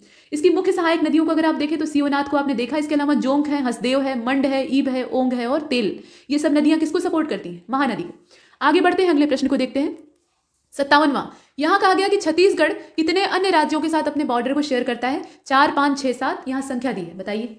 तो छत्तीसगढ़ राज्य जो है वो 6 राज्यों के साथ अपनी बाउंड्री शेयर करता है। यहाँ पे संख्या कितनी होगी? 6 हो जाएगी, इसे आपने देखा। और छत्तीसगढ़ पूर्व में, दक्षिणी झारखंड, मतलब यहाँ पे पूर्व में जो इलाका है इसे आप अंग्रेजी में सुन सकते हैं। Chhattisgarh is bounded by southern Jharkhand and Odisha in east. इसके बाद मध्य प्रदेश और महाराष्ट्र जो है ये वेस्ट में इसको घेरे हैं। उत्तर प्रदेश और यहाँ जो वेस्टर्न झारखंड है वो नॉर्थ वाला जो इलाका है वहाँ तेलंगाना से जुड़ा है। तो कुल मिलाकर 6 हैं टोटल, यहाँ संख्या आपको बतानी थी। इसके बाद देखिए 58वां, राष्ट्रीय जलमार्ग 6। अब यहाँ पे आप नेशनल हाईवे नहीं देख रहे हैं, नेशनल वाटरवे देख रहे हैं। तो NW6 जो है ये लखीपुर और भांगा के बीच में जो नदी का नाम है वो गायब कर दिया है, उसी नदी पर बना हुआ जलमार्ग है। तो ये किस नदी पर बना है ये आपको बताना है। यहाँ पे वाटरवे नंबर 6 है। ये नंबुल पर बना है, बराक पर बना है, बेकी पर बना है या ब्रह्मपुत्र पर बना है? तो इसे अगर आप देखें तो इसका बी वाला हो जाएगा। बी का मतलब ये हुआ कि ये बराक नदी पर बना हुआ है, ठीक है। और 2013-14 का जो बजट था उसमें घोषित किया गया था और इसमें जलमार्ग प्राधिकरण इसे 2 चरणों में पूरा करेगा। फिलहाल इसका जो बी वाला ऑप्शन है वो सही है। अगले प्रश्न को देखते हैं। यहाँ पर 59वां प्रश्न आप देख पा रहे हैं, which is the total installed capacity in respect to renewable energy source यानी RES in India as on 31st January 2021। मतलब ये पूछा गया है कि नवीकरणीय ऊर्जा के स्रोत जो RES हैं उनसे उनके संबंध में जो कुल स्थापित क्षमता है वो 31 जनवरी 2021 तक भारत में कितनी थी। यहाँ मेगावाट में दिया हुआ है ऊर्जा का मापन। वैसे जो शक्ति होती है उसको नापने के लिए वाट का इस्तेमाल किया जाता है, लेकिन बड़ा अमाउंट रहेगा तो उसको मेगावाट में, गीगावाट में ऐसे नापा जाता है, ठीक है। तो इसमें से कौन सा होगा बताइए। यहाँ पर बात हो रही है नवीकरणीय ऊर्जा की, और इसका जो करेक्ट आंसर है वो हो जाएगा 91,154 मेगावाट, यानी 91,154 मेगावाट। ठीक है, आगे चलते हैं। नवीकरणीय ऊर्जा के स्रोत आप जानते ही हैं, जैसे बायोमास है, इसके अलावा अपशिष्ट ऊर्जा है, सौर ऊर्जा, पवन ऊर्जा, ये सब अक्षय ऊर्जा के स्रोत भी होते हैं। फिलहाल इसका बी वाला सही है। अगले प्रश्न को देखते हैं, प्रश्न संख्या 60। मैंगलेव क्या है? मैंगलेव शब्द जो है ये किस चीज़ के लिए इस्तेमाल होता है? ये कंप्यूटर प्रोसेसर है, या एक इंडेंजर्ड स्पीशीज़ है जो कि चाइना में पाई जाती है, या एक सिस्टम है जो कि ट्रेन ट्रांसपोर्टेशन का काम देखता है, या एक ट्राइब है जो कि इंडेमिक है और ये ब्राज़ील में पाई जाती है? आप बताइए। तो इसका जो करेक्ट आंसर है वो सी वाला हो जाएगा। सी का मतलब यह है कि एक सिस्टम है, a system of train transportation, यानी रेल परिवहन की ये प्रणाली है जिसको कि कहा जाता है मैंगलेव। इसमें चुंबकीय उत्तोलन का इस्तेमाल किया जाता है, मतलब इसको चुंबकीय उत्तोलन ट्रेन भी कहा जाता है। तो भूमि परिवहन के लिए अस्थायी वाहन जो कि विद्युत चुंबकीय आकर्षण या प्रतिकर्षण के द्वारा सपोर्ट करते हैं, उसको इसमें इस्तेमाल किया जाता है। ठीक है, आगे चलते हैं, अगले प्रश्न को देखते हैं। मैग्नेट का यूज करते हैं। प्रश्न संख्या 61, विच of the following pair is not correctly match. तो यहाँ पे संविधान के कुछ अनुच्छेद दे रखे हैं और उनका संबंध किस चीज के विशेष प्रावधान से है, ये आपको इसमें देखना है। एक गलत है। तो अनुच्छेद 371 आई है पहले, और इसमें स्पेशल प्रोविजन हमें दिखाई देते हैं स्टेट ऑफ आंध्र प्रदेश के बारे में। 371 एच को आप देख रहे हैं, इसमें स्पेशल प्रोविजन है अरुणाचल प्रदेश के बारे में। 371 जी में आप देख रहे हैं स्पेशल प्रोविजन है मिजोरम के बारे में, और 371 एफ को आप देख रहे हैं, इसमें सिक्किम राज्य के लिए जो विशेष प्रावधान है वो दे रखे हैं। तो आप बताइए इसमें से गलत कौन सा है? प्रश्न आपने देखा, देखिए इसका ए वाला ही गलत है, शुरुआत ही गलत है। आंध्र प्रदेश राज्य के संबंध में जो विशेष प्रावधान है वो यहाँ दिए हुए हैं 371 आई में, जबकि उनका प्रावधान कहाँ पर दिखाई देता है? वो 371 ई में दिखाई देता है। क्लॉज ई रहेगा, ना कि आई रहेगा। तो इसका जो खंड दिया है वो गलत है। आगे बढ़ते हैं, अगले प्रश्न को देखते हैं। प्रश्न संख्या 62, यहाँ पर कहा गया कि consider the following statement with respect to financial committees of parliament. जो संसद की वित्तीय समितियां हैं या समितियां हैं, उनके संबंध में यहाँ पे 2 स्टेटमेंट दिए हैं। उसमें से आपको इनकरेक्ट तलाशना है, यानी गलत की तलाश करनी है, तो बहुत ध्यान से देखिएगा। पहले वाले में कहा गया कि the present chairperson of public account committee is Shri Adhir Ranjan Chowdhury, मतलब इनका नाम क्या है? अधीर रंजन चौधरी है। ये वर्तमान में जो पब्लिक अकाउंट कमेटी है उसके चेयरपर्सन है। उसके बाद दूसरे वाले में कहा गया कि जो एस्टीमेट कमेटी यानी प्राकलन समिति है हैज़ 15 इलेक्टेड मेंबर, मतलब उसके अंदर 15 जो है वो इलेक्टेड मेंबर होते हैं, निर्वाचित सदस्य होते हैं, और वो लोकसभा के होते हैं, जबकि राज्यसभा से जो निर्वाचित सदस्य आते हैं यानी इलेक्टेड मेंबर आते हैं, उनकी संख्या कितनी होती है? वो 7 होते हैं। अब आप बताइए गलत क्या है इसमें से? प्रश्न आपने देखा, तो इसका जो करेक्ट आंसर है वो बी हो जाएगा। दूसरा गलत है, जिसमें कि प्राकलन समिति यानी एस्टीमेट कमेटी के अंदर जो सदस्यों की संख्या है वो गलत दे रखी है। पहला वाला सही है। संसद की 3 वित्तीय समितियां होती हैं, आपने संविधान वाला जो क्षेत्र है यानी पॉलिटी में पढ़ रखा होगा। तो इसमें अगर आप देखें तो लोक लेखा समिति है, प्राकलन समिति है, और जो सार्वजनिक उपक्रम समिति है उसके तौर पे इसे देखा जाता है। मतलब अंग्रेजी में अगर आप देखना चाहें तो ये एस्टीमेट कमेटी है, इसके अलावा पब्लिक अकाउंट कमेटी है और पब्लिक अंडरटेकिंग कमेटी है। जो लोक लेखा समिति है इसके वर्तमान अध्यक्ष अधीर रंजन चौधरी है। प्राकलन समिति जो है इसको अगर देखा जाए तो इसमें भारत की जो संसद है उसमें लोकसभा के द्वारा गठित और इसमें चुनिंदा सदस्यों की पूरी अपॉइंटमेंट की जाती है। तो इसमें जो पूरा समावेश है वो किसका होता है? लोकसभा का होता है। और प्राकलन समिति में 3 सदस्य होते हैं और ये सभी लोकसभा से चुने जाते हैं। तो इसमें दूसरा वाला गलत हो जाता है, इसमें राज्यसभा घुसा दिया है। इसके बाद अगले प्रश्न को देखते हैं। 63वां, which of the following is are department of finance ministry. इसमें से वित्त विभाग माफ कीजिएगा, वित्त मंत्रालय का विभाग कौन सा है ये आपको बताना है। तो ये डिपार्टमेंट ऑफ एक्सपेंडिचर है, डिपार्टमेंट ऑफ रेवेन्यू है, डिपार्टमेंट ऑफ फाइनेंशियल सर्विसेज है, या department of investment and public asset management है, या डिपार्टमेंट ऑफ इकोनॉमिक अफेयर है। इसमें से कौन कौन से डिपार्टमेंट ये फाइनेंस मिनिस्ट्री के अंडर में आते हैं? बताइए। प्रश्न आपने देखा, और इसके अंतर्गत 5 विभाग आते हैं, आप जानते ही हैं कौन कौन सा है। तो व्यय विभाग है, राजस्व विभाग है, वित्तीय सेवा विभाग है, निवेश और सार्वजनिक संपत्ति प्रबंधन विभाग है, आर्थिक मामलों का विभाग है। तो ये सभी तो हो जाते हैं। तो इसका जो करेक्ट आंसर है वो डी वाला हो जाएगा, यानी पहला, दूसरा, तीसरा, चौथा, 5वां सब सही है। आगे बढ़ते हैं। जब सब सही है तो यहाँ बहस करने की आवश्यकता ही नहीं है। यहाँ देखिए एक स्टेटमेंट दिया है, अब आपको बताना है कि ये स्टेटमेंट किससे ताल्लुक रखता है, यानी कौन से अनुच्छेद से इसका संबंध है। तो कहा गया कि एक राज्य की विधायिका कानून द्वारा जो नगर पालिकाएं हैं उनके द्वारा खातों के रखरखाव के संबंध में प्रावधान करती है और ऐसे खाते की लेखा परीक्षा कर सकती है, ये कहा गया है। अब ये जो कथन है ये किस अनुच्छेद को सपोर्ट कर रहा है ये आपको बताना है। वही चीज यहाँ अंग्रेजी में है कि ये जो लेजिस्लेचर है, यहाँ आप देख रहे हैं, the legislature of state may by law make provision with respect to maintenance of account by the municipalities and auditing of such account. तो this statement is mention in article, यहाँ पे 243 ही है सब कुछ, लेकिन उसका जो क्लॉज है वो बदल दिया है, WXYZ करके दिया है। बताइए इसमें से कौन सा होगा? देखिए इसका जो करेक्ट आंसर है वो डी हो जाएगा। ये 243Z है जिसमें ऐसा कहा गया है। इसके बाद आगे बढ़ते हैं। प्रश्न संख्या 65, भारत का नियंत्रक और महालेखा परीक्षक यानी जो कैग है वो इसमें से कौन नहीं रहा है, मतलब कैग के पद पे इसमें से कौन सा व्यक्ति जो है वो हासिल नहीं रहा है? बताइए। यहाँ पर बात हो रही है कंट्रोलर और ऑडिटर जनरल ऑफ इंडिया के। शशिकांत दास, विनोद राय, VN कौल या फिर VK शुंगलू। बताइए इसमें से कौन से नहीं थे? तो इसका ए वाला ही सही है। शशिकांत दास जो है ये कैग के पद पे नहीं थे, बाकी जितने आप देख रहे हैं वो सब सही है। ये RBI के गवर्नर रहे हैं, लेकिन यहाँ पे कैग के पद पे इनकी जो नियुक्ति है वो नहीं होती है। और अगर देखा जाए तो गिरीश चंद्र मुर्मू जो है वो 8 अगस्त 2020 से भारत के महालेखा नियंत्रक हैं। और इसमें विनोद राय और कौल और शुंगलू जो थे ये कैग के पद पे आसीन थे। फिलहाल इसका ए वाला सही होगा। इसके बाद 66वें को देखिए, डिजिटल इंडिया अभियान जो है ये भारत सरकार के द्वारा कब शुरू किया गया था? ये 1 जुलाई की डेट है और 2014, 15, 16, 17 ऐसे दिया है। बताइए कौन सा होगा? तो इसका जो करेक्ट आंसर है वो बी हो जाएगा। इसमें ज़्यादा फैक्चुअल है, मतलब 1 जुलाई 2015 को इसे स्टार्ट किया जाता है और जितना भी सब इकोनॉमी वगैरह है या जितना भी क्रियाकलाप है उसको पेपर लेस करने की और ऑनलाइन करने की यहाँ पे जो चीज़ें हैं वो की जाती हैं, मतलब उसी दिशा में प्रयास किया जाता है। तो आगे चलते हैं, इसका बी वाला सही होगा, 1 जुलाई 2015। प्रश्न संख्या 67 को देखिए, recently V shape recovery has been in news. मतलब ये जो वी शेप रिकवरी है ये भी समाचार में थी। अब ये न्यूज़पेपर में हमें दिखाई देती है, लेकिन इसका संबंध किससे? ये एक वायरस जनित जो बीमारी होती है उससे स्वास्थ्य लाभ से जुड़ा हुआ है, या फिर आभासी लेन देन में पुनर्प्राप्त राशि से इसका संबंध है, किसी गंभीर संकट से पहले ही अर्थव्यवस्था में सुधार कर लिया जाए उससे जुड़ा हुआ है, या फिर ये एनपीए से कनेक्शन रखता है, यानी जो recovery of non performing asset होता है उससे इसका कनेक्शन। बताइए ये किसको रिकवर करता है? वी शेप रिकवरी की बात हो रही है और इसका जो कनेक्शन है वो सी वाले से होगा। यहाँ जब आप यू शेप, वी शेप और डब्ल्यू शेप पढ़ने लगते हैं तो आप तुरंत उसको इकोनॉमी से अटैच कर दीजिएगा, वो सही हो जाएगा। ये ट्रिक होती है, ठीक है। तो यूपीएससी में भले ये बहुत ज़्यादा काम न करे, लेकिन जो ये स्टेट पीसीएस है यहाँ पे एकदम बखूबी काम करती है। ये recovery of an economy before any severe crisis, मतलब कोई भी क्राइसिस आने से पहले ही हम पहले से तैयार रहें, चौकन्ने रहें, इसी को कहा जाता है वी शेप रिकवरी, ताकि हम फिर से यू टर्न लेकर अपना सुधार कर सकें, ठीक है। आगे चलते हैं, अगले प्रश्न को देखते हैं। प्रश्न संख्या 68, केंद्रीय बजट जो 2021-22 का है एकदम ताजा वाला, उसके हिसाब से भारतीय रेलवे के ब्रॉड गेज मार्गों पर 100% जो विद्युतीकरण है उसको कब तक पूरा किया जाएगा? उसका टारगेट क्या है? ये दिसंबर 2022 है, जून 2023 है, या दिसंबर 2023 है, या दिसंबर 2024 है? इसमें से डेट कौन सी होगी? तो आप जानते हैं कि ये वाली जो डेट है ये इसमें से दिसंबर 2023 की होगी। इसका जो सी वाला ऑप्शन है वो सही हो जाएगा। मतलब यहाँ तक आके जो 100% इलेक्ट्रिफिकेशन है या विद्युतीकरण है उसको कंप्लीट कर लिया जाएगा। आगे बढ़ते हैं, भारत के लिए राष्ट्रीय रेल योजना 2030 का पूरा जो प्रावधान किया गया है उसी के अंतर्गत ये सब किया जा रहा है। प्रश्न संख्या 69 को देखिए, यानी 69। तो इसमें कहा गया, अब यहाँ भी बजट वाला ही क्वेश्चन है कि बजट से संबंधित कुछ कथन है, उस पर विचार करिए और बताइए सही क्या है। तो उज्ज्वला योजना के विस्तार के लिए 1 करोड़ से अधिक लाभार्थियों को शामिल करने का प्रावधान किया गया है और अगले 3 वर्षों में सिटी गैस डिस्ट्रीब्यूशन नेटवर्क में 100 और जिले जो हैं उनको जोड़ने का प्रावधान है।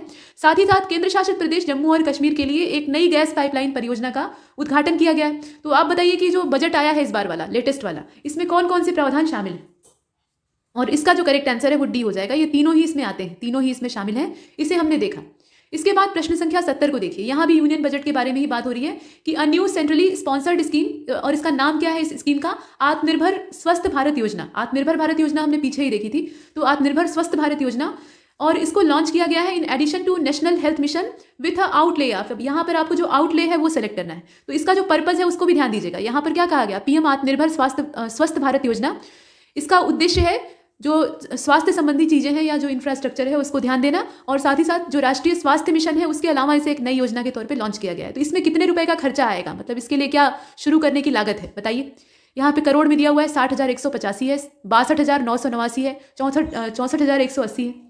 और इसका जो करेक्ट आंसर है 70वें को आप देख रहे हैं, सी वाला हो जाएगा। 64,180 करोड़ रुपए की इसमें आउटले का जो खर्चा है वो देखा जाएगा, तो सी वाला ऑप्शन हो जाएगा। अगले प्रश्न को देखते हैं। यहाँ देखिए 71वां आत्मनिर्भर भारत जो सप्ताह है यहाँ कहा जा रहा है उसके बारे में। Atmanirbhar Bharat week was organise in August 2020 by which of the following, मतलब ये अगस्त 2020 में आयोजित किया जाता है और ये किस मंत्रालय के द्वारा आयोजित किया जाता है आपको बताना है। ये होम मिनिस्ट्री है या फिर मिनिस्ट्री ऑफ डिफेंस है, फॉरेन मिनिस्ट्री है या नीति आयोग है? बताइए। तो इसका जो करेक्ट आंसर है वो बी हो जाएगा। ये जो आयोजित करने वाला मंत्रालय है ये मिनिस्ट्री ऑफ डिफेंस है, ठीक है। ये 7 से लेकर 14 अगस्त में बताया गया है, तो 7 से 14 अगस्त तक, चूंकि ये सप्ताह है तो 7 दिन का होगा, इतने समय तक 2020 में इसका आयोजन किया जाता है। शुभारंभ करने वाले जो डिफेंस मिनिस्टर है राजनाथ सिंह, उन्होंने किया था। इसके बाद आगे चलते हैं, अगले प्रश्न को देखते हैं। प्रश्न संख्या 72, यहाँ पर कहा गया कटोच कमेटी के बारे में। नाम थोड़ा विचित्र है, तो ये कटोच कमेटी अभी हाल ही में न्यूज में देखी गई। इसका संबंध किससे है? ये गवर्नेंस रिफॉर्म से जुड़ी हुई है, बैंकिंग सेक्टर से जुड़ी हुई है, इकोनॉमिक रिफॉर्म से इसका कनेक्शन है, या फार्मास्यूटिकल जो सेक्टर है उससे जुड़ी हुई है? बताइए। 72 आपने देखा, और इसका जो करेक्ट आंसर है वो डी हो जाएगा। फार्मास्यूटिकल सेक्टर से इसका कनेक्शन है। देश में जो एपीआई है यानी एक्टिव फार्मास्यूटिकल इंग्रेडिएंट्स और बल्क ड्रग्स, इसके घरेलू निर्माण को बढ़ावा देने के लिए एक दीर्घकालिक मतलब लॉन्ग टर्म जो पॉलिसी है उसको और स्ट्रेटजी को तैयार करने के लिए डॉक्टर वीएम कटोच की अध्यक्षता में से गठित किया गया है, ठीक है। आगे चलते हैं, अगले प्रश्न को देखते हैं। 73, recently which country has tested the Fatah one rocket, मतलब ये जो फतह-1 है ये क्या है? एक रॉकेट का नाम है। इसको लॉन्च करने वाले देश का नाम आपको बताना है। ये ईरान है, संयुक्त अरब अमीरात है, या पाकिस्तान है, या रशिया है? बताइए। तो जैसा कि आप नाम देख रहे हैं, ये पाकिस्तान के द्वारा लॉन्च किया गया है, इसका सी वाला सही होगा, पाकिस्तान। ठीक है, 7 जनवरी 2021 को, यहाँ डेट भी देख लीजिएगा, 7 जनवरी 2021 की जो तारीख थी उसमें पाकिस्तान इसे लॉन्च करता है और ये guided multi launch rocket system जो है उसके थ्रू लॉन्च की जाती है। 140 किलोमीटर का जो लक्ष्य है उसको ये मार गिरा सकती है, काफ़ी ज़्यादा आधुनिक है। फिलहाल इसका सी वाला है। 74 को देखिए, 74 में कहा गया वैश्विक जलवायु जोखिम सूचकांक 2021 यानी ग्लोबल क्लाइमेट रिस्क इंडेक्स 2021, ये रिसेंटली पब्लिश किया गया है। तो पब्लिश करने वाली संस्था कौन सी है ये आपको बताना है। तो यहाँ पर संस्थाओं के नाम दे रखे हैं, यूनाइटेड नेशन इन्वायरमेंटल प्रोग्राम यानी संयुक्त राष्ट्र पर्यावरण कार्यक्रम, green peas international, German watch या फिर विश्व बैंक। बताइए इसमें से कौन सी संस्था के द्वारा इसे जारी किया जाता है। तो आप जानते हैं कि जर्मन वॉच इसको जारी करता है। बॉन स्थित जो पर्यावरण थिंक टैंक है, ये जर्मन वॉच असल में क्या है, ये एक प्रकार का थिंक टैंक है जो कि पर्यावरण के क्षेत्र में काम करता है। बॉन में इसका जो क्षेत्र है, मुख्यालय है, वो स्थित है। और वैश्विक जलवायु जोखिम सूचकांक जो है 2021 का, वो इसके द्वारा जारी किया गया है। भारत को जलवायु परिवर्तन में शीर्ष जो 10 सबसे अधिक प्रभावित देश हैं उसमें रखा गया है। ये बहुत ही चिंताजनक बात है। मतलब टॉप 10 में आना यहाँ खुशी की बात नहीं है, यहाँ गंभीर चिंता की बात है कि जलवायु परिवर्तन के दायरे में हम पहले आ रहे हैं। और शीर्ष जो 3 देश हैं वो कौन कौन से हैं, तो मोजाम्बिक को आप देख सकते हैं, जिम्बाब्वे है और बहामा है। ठीक है, इसके बाद आगे बढ़ते हैं, अगले प्रश्न को देखते हैं। प्रश्न संख्या 75, यहाँ पर कहा गया by many a happy accident, यहाँ इसका जो अंग्रेजी वर्जन है उसको देख लीजिए। By many a happy accident recollection of a life, ये एक किताब का नाम है। इतनी लंबी इसकी जो शीर्षक है उसे आपने देखा। यह लिखी गई है किसके द्वारा, यहाँ लेखक का नाम देख लीजिए, आर गिरधरन के द्वारा लिखी गई है, हामिद अंसारी जी ने लिखा है, आदेश गुप्ता ने लिखा है या वेंकैया नायडू ने लिखा है, बताइए। तो इसको लिखने वाले मोहम्मद हामिद अंसारी हैं, उन्हीं के द्वारा ये लिखी गई है। और 2007 से लेकर 2017 तक लगातार वो 2 बार भारत के उपराष्ट्रपति रह चुके हैं और राज्यसभा के सभापति रह चुके हैं। ये इनकी विशेषता है, कांग्रेस से इनका संबंध था। इसके बाद आगे बढ़ते हैं, यहाँ हामिद अंसारी हो जाएगा। प्रश्न संख्या 76 को देखिए, हाल ही में विदेश मंत्रालय ने चाबहार दिवस की शुरुआत की है। डेट क्या है ये आपको बताना है, 4 मार्च 2021, 4 फरवरी, 24 फरवरी या 1 मार्च, सभी 2021 है। और इसका जो करेक्ट आंसर है वो ए वाला हो जाएगा, यानी 4 मार्च 2021, ये वाला सही है इसका। ठीक है, और यहाँ पे अगर देखा जाए तो नई दिल्ली में आयोजित होने वाले समुद्री भारत शिखर सम्मेलन यानी मैरीटाइम इंडिया समिट 2021, इसके अवसर पर चाबहार दिवस को मनाया जाएगा। और ये आभासी कार्यक्रम जो है, मतलब यहाँ पे वर्चुअल इवेंट है पूरा, इसमें अफगानिस्तान, आर्मेनिया, ईरान, कजाकिस्तान, रूस, उज्बेकिस्तान, इन सब के जो मिनिस्टर्स हैं वो भाग लेंगे। और 2 से लेकर 4 मार्च यानी ये हो चुका है, इस शिखर सम्मेलन का आयोजन किया जा रहा है। ठीक है, आगे चलते हैं, अगले प्रश्न को देखते हैं। प्रश्न संख्या 77, The Rajya Sabha and Lok Sabha television channel that broadcast the proceeding of upper and lower houses of parliament respectively has been merged into a single entity called, मतलब यहाँ आप देखते हैं कि राज्यसभा टीवी अलग है, लोकसभा टीवी अलग है, दोनों अपना अलग अलग कार्रवाइयों को दिखाते हैं। कहा जाता है कि राज्यसभा टीवी देखिए, उसकी डिबेट सुनिए, इससे आपको बहुत फायदा मिलेगा इंटरव्यू वगैरह में। फिलहाल इनको किस चीज़ में मर्ज किया जा रहा है, दोनों को मिलाकर एक किया जा रहा है, और वो चैनल क्या है बताइए। तो इसका जो करेक्ट आंसर है वो इसमें से कौन सा होगा, ढूंढ कर बताइएगा। सी वाला हो जाएगा, ये संसद टेलीविजन के नाम से जाना जाएगा। संसद का ही ये दोनों अंग हैं, आप जानते ही हैं, तो इसे संसद टेलीविजन के नाम से जाना जाएगा और दोनों को उसी में मर्ज कर दिया जाएगा। और ये जो परिवर्तन है ये 1 मार्च 2021 से प्रभावी है। ठीक है, अगर आपने अपने सेट टॉप बॉक्स को अपडेट नहीं किया है तो अपडेट कर लीजिएगा और वहाँ पे आपको संसद टीवी दिखाई देगा। और संसद टीवी का मतलब यही है कि इसमें राज्यसभा लोकसभा दोनों है। इसके बाद आगे चलते हैं, अगले प्रश्न को देखते हैं। प्रश्न संख्या 78, कंसीडर द फॉलोइंग स्टेटमेंट। अब यहाँ पर 2 स्टेटमेंट है, उसमें से जो इनकरेक्ट है, रॉन्ग है, वो आपको चूज करना है। 14 नवंबर 2020 को वियतनाम का जो हनोई है वहां पे 15वां पूर्वी एशिया शिखर सम्मेलन आयोजित किया गया था। 16वीं शिखर बैठक ब्रुनेई में आयोजित होने वाली है, इस प्रकार से दिया है। तो आप बताइए गलत क्या है इसमें से। और 78वें का करेक्ट आंसर डी हो जाएगा, इसमें कुछ भी गलत नहीं है, दोनों सही है, इसमें परफेक्ट है सब कुछ। आगे बढ़ते हैं, प्रश्न संख्या 79, फर्स्ट खेलो इंडिया जास्कर विंटर स्पोर्ट्स, ये जो है इसका उद्घाटन कहाँ पर किया गया। ये हरियाणा में उद्घाटित होता है, चंडीगढ़ है, जम्मू कश्मीर है या लद्दाख है। तो इसका जो करेक्ट आंसर है वो डी हो जाएगा। डी का मतलब ये है कि इसको लद्दाख में आयोजित किया जाता है। ठीक है, लद्दाख की जो जास्कर घाटी है वहां पे इसका आयोजन होता है और इसमें युवा मामलों और खेल मंत्री जो है किरण रिजिजू, वो इन्हें 21 जनवरी 2021 को उद्घाटन करते हैं। इसके बाद आगे बढ़ते हैं, इसका डी वाला सही था। प्रश्न संख्या 80 को देखिएगा, अयोध्या में राम जन्मभूमि के आधार पर बनने वाला जो मंदिर है, मतलब राम जन्मभूमि का पूरा निर्णय हो चुका है, तो यहाँ मंदिर के निर्माण का काम शुरू हो चुका है। तो इसमें वास्तुकला शैली कौन सी अपनाई जाएगी, तो ये तो बच्चों वाला क्वेश्चन है, बहुत आराम से आप इसे निशान लगाइए और यहाँ से चलते बनिए, यानी नागर स्टाइल। नागर स्टाइल में ही ये बनेगा। और इसमें अगर देखा जाए तो मंदिर निर्माण के लिए एक बड़ा सा मंच बनाया जाता है और उसके ऊपर तब मंदिर की जो आधारशिला है वो रखी जाती है। इसके बाद अगले प्रश्न को देखते हैं। द्रविड़ शैली जो है वो सुदूर दक्षिण में प्रचलित है और नागर जो है ये उत्तर भारतीय शैली है। कंप्यूटर के संबंध में कैड का फुल फॉर्म क्या है, कैड क्या चीज़ है, CAD। तो इसका जो फुल फॉर्म है वो यहाँ दे रखा है, इसमें से देखिएगा, कंप्यूटर एंड डिजाइन होगा, कंप्यूटर एडेड डिजाइन होगा, कोड एडेड डेस्टिनेशन होगा या कॉमन एप्लीकेशन ड्राइव होगा, बताइए। तो इसका जो करेक्ट आंसर है वो डी हो जाएगा। कंप्यूटर एडेड डिजाइन को कहा जाता है कैड, और इसमें किसी भी डिजाइन का निर्माण संशोधन किया जा सकता है, विश्लेषण किया जा सकता है। ये सब चीज़ें होती हैं। इसके बाद आगे बढ़ते हैं, प्रिंटिंग वगैरह में ये सहायक होता है। 82 को देखिए, निम्नलिखित में से कौन सा कंप्यूटर नेटवर्क है? लैन, वैन और पैन दिया हुआ है, तो बताइए इसमें से कौन कौन सा कंप्यूटर नेटवर्क में आता है? और इसका जो करेक्ट आंसर है वो डी हो जाएगा। आप जानते हैं कि ये तीनों ही आते हैं, मतलब यहाँ पे जो लैन है उसकी बात हो रही है तो ये वायरलेस लोकल एरिया नेटवर्क होता है। लैन जो है ये लोकल एरिया नेटवर्क होता है। मैन जो है ये मेट्रोपॉलिटन एरिया नेटवर्क होता है। और जो आप यहाँ पे पैन देख रहे हैं ये क्या है? पर्सनल एरिया नेटवर्क होता है। इस प्रकार से इनका क्षेत्र होता है, क्षेत्र के हिसाब से इनका नाम रखा गया है, तो डी वाला सही है। इसके बाद 83 को देखते हैं। 83 को देखिए, टीडीएस। टीडीएस क्या चीज़ है? जो कि आर्थिक गतिविधियों से जुड़ा हुआ एक शब्द है। अब इसमें टैक्स डिटेक्टेड एट सोर्स, माफ कीजिएगा, यहाँ पे कहा गया है टैक्स डिड्यूस एट सोर्स, ठीक है, यहाँ पे शब्द सही नहीं है। इसका जो अंग्रेजी वर्जन है उसको देखिएगा। टीडीएस है तो कंपनी जब आपको वेतन देती है तो उसमें से टीडीएस कटता है, ये एक प्रावधान है। तो टीडीएस असल में क्या चीज़ है? टैक्स डिडक्टेड एट सोर्स या tax deduction of service, tax due to source या टैक्स ड्यू फॉर सर्विस। देखिए इसका जो करेक्ट आंसर है वो ए वाला ही हो जाएगा। ए का मतलब यह है कि टैक्स डिड्यूस एट सोर्स, मतलब भारत में स्रोत पर कर कटौती की जाती है, जहां से सोर्स है वहीं से काट लिया जाता है। तो भुगतानकर्ता को शेष राशि का भुगतान करने से पहले कर कटौती करने के लिए ये जो लाभांश और बिक्री वगैरह कर है उनको इकट्ठा किया जाता है, ये चीज़ें। तो सरकार टैक्स लेती है देश की भलाई के लिए और टीडीएस उन्हीं में से एक है। इसके बाद आगे बढ़ते हैं, अगले प्रश्न को देखते हैं। 84वां, which of the following is are uses of near field communication यानी एनएफसी टेक्नोलॉजी। एक चीज और पीछे देख लीजिएगा, देखिए टीडीएस की जो दरें थी वो पिछला जो कोरोना वाला समय था उसमें घटाकर 7.5% कर दी गई थी, मतलब 7.5% के हिसाब से कटौती होती थी। लेकिन अभी जो 1 अप्रैल है वहां से ये पुरानी दर पे आ जाएगा, यानी 10% के हिसाब से यहाँ पे कटौती की जाती। अगले प्रश्न को देखते हैं। यहाँ एनएफसी के बारे में कहा गया है, तो संपर्क रहित भुगतान होगा या फिर 2 मोबाइलों के बीच में फाइल का ट्रांजैक्शन यानी स्थानांतरण होगा और लिखित संदेशों को साझा करना। आपको ये बताना है कि जो एनएफसी टेक्नोलॉजी है यानी नियर फील्ड कम्युनिकेशन, उनमें से संबंधित कौन सी चीज़, और इसका जो करेक्ट आंसर है वो डी हो जाएगा। डी का मतलब यह है कि तीनों संबंधित है, इसमें कोई दिक्कत नहीं।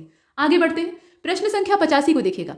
85 में कहा गया कि टीम व्यूअर ये एक सॉफ्टवेयर है। ये क्या चीज़ है? एक सॉफ्टवेयर है और इसका इस्तेमाल किस पर्पज से किया जाता है? हर सॉफ्टवेयर का कुछ न कुछ उद्देश्य होता है। तो ये वीडियो चैटिंग के लिए यूज होगा, टाइपिंग का सॉफ्टवेयर है, डॉक्यूमेंट व्यूअर है जैसे कि आप एडोब रीडर को देखते हैं, या टू रिमोट एक्सेस कंप्यूटर, ये वाला काम इसका है, मतलब कंप्यूटर को एक्सेस करने के लिए।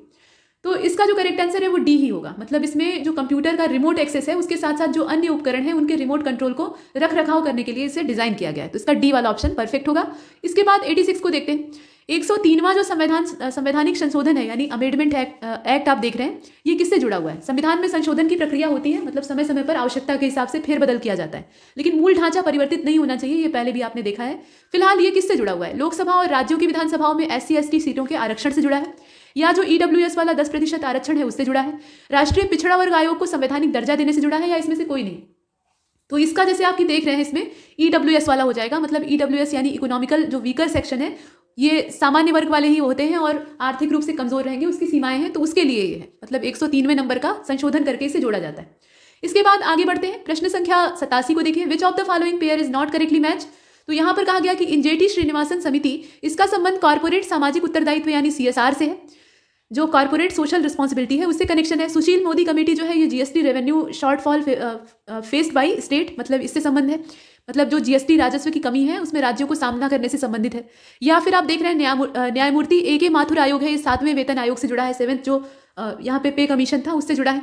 इसके बाद आप देख रहे हैं स्वामीनाथन आयोग, तो ये पंचायती राज जो संस्थाएं हैं उनसे जुड़ा है। बताइए इसमें से कौन सा गलत है? ये जितनी भी कमेटियां आपको दिख रही हैं उसमें से एक गलत है, और वो गलत कौन सा है? तो जैसा कि आपने देखा इसका डी हो जाएगा। डी का मतलब यह है कि इसमें से जो स्वामीनाथन कमेटी और पंचायती राज दे रखा है, असल में स्वामीनाथन आयोग इसका समय है सन 2004 और इसका संबंध किससे है? किसानों से जुड़ी हुई समस्याओं से। और आप जानते ही हैं कि बलवंत राय मेहता जो समिति है 1957 वाली, उसका संबंध पंचायती राज संस्थानों से। इसका डी होगा। आगे चलते हैं, प्रश्न संख्या 88। Who is the present president of Asian cricket council. ये अमिताभ चौधरी हैं, राहुल जौहरी हैं, जय शाह हैं या कमल पद्मश्री हैं। ये कमल पद्मश्री या सीरी इन्हें कहा जाता है, बताइए इसमें से कौन से हैं। तो आप जानते हैं कि ये जय शाह हैं, अमित शाह के बेटे।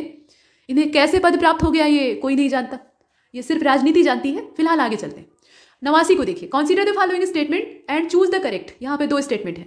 तो पहले वाले में कहा गया कि भारतीय खाद्य निगम यानी FCI, food corporation of India, इसकी स्थापना खाद्य निगम अधिनियम 1964 के तहत की गई थी और यह किसान और जो कृषि कल्याण मंत्रालय है उसके तहत एक सांविधिक निकाय के तौर पर काम करता है। मतलब ये कैसी बॉडी है? तो ये सिचुएटरी बॉडी है।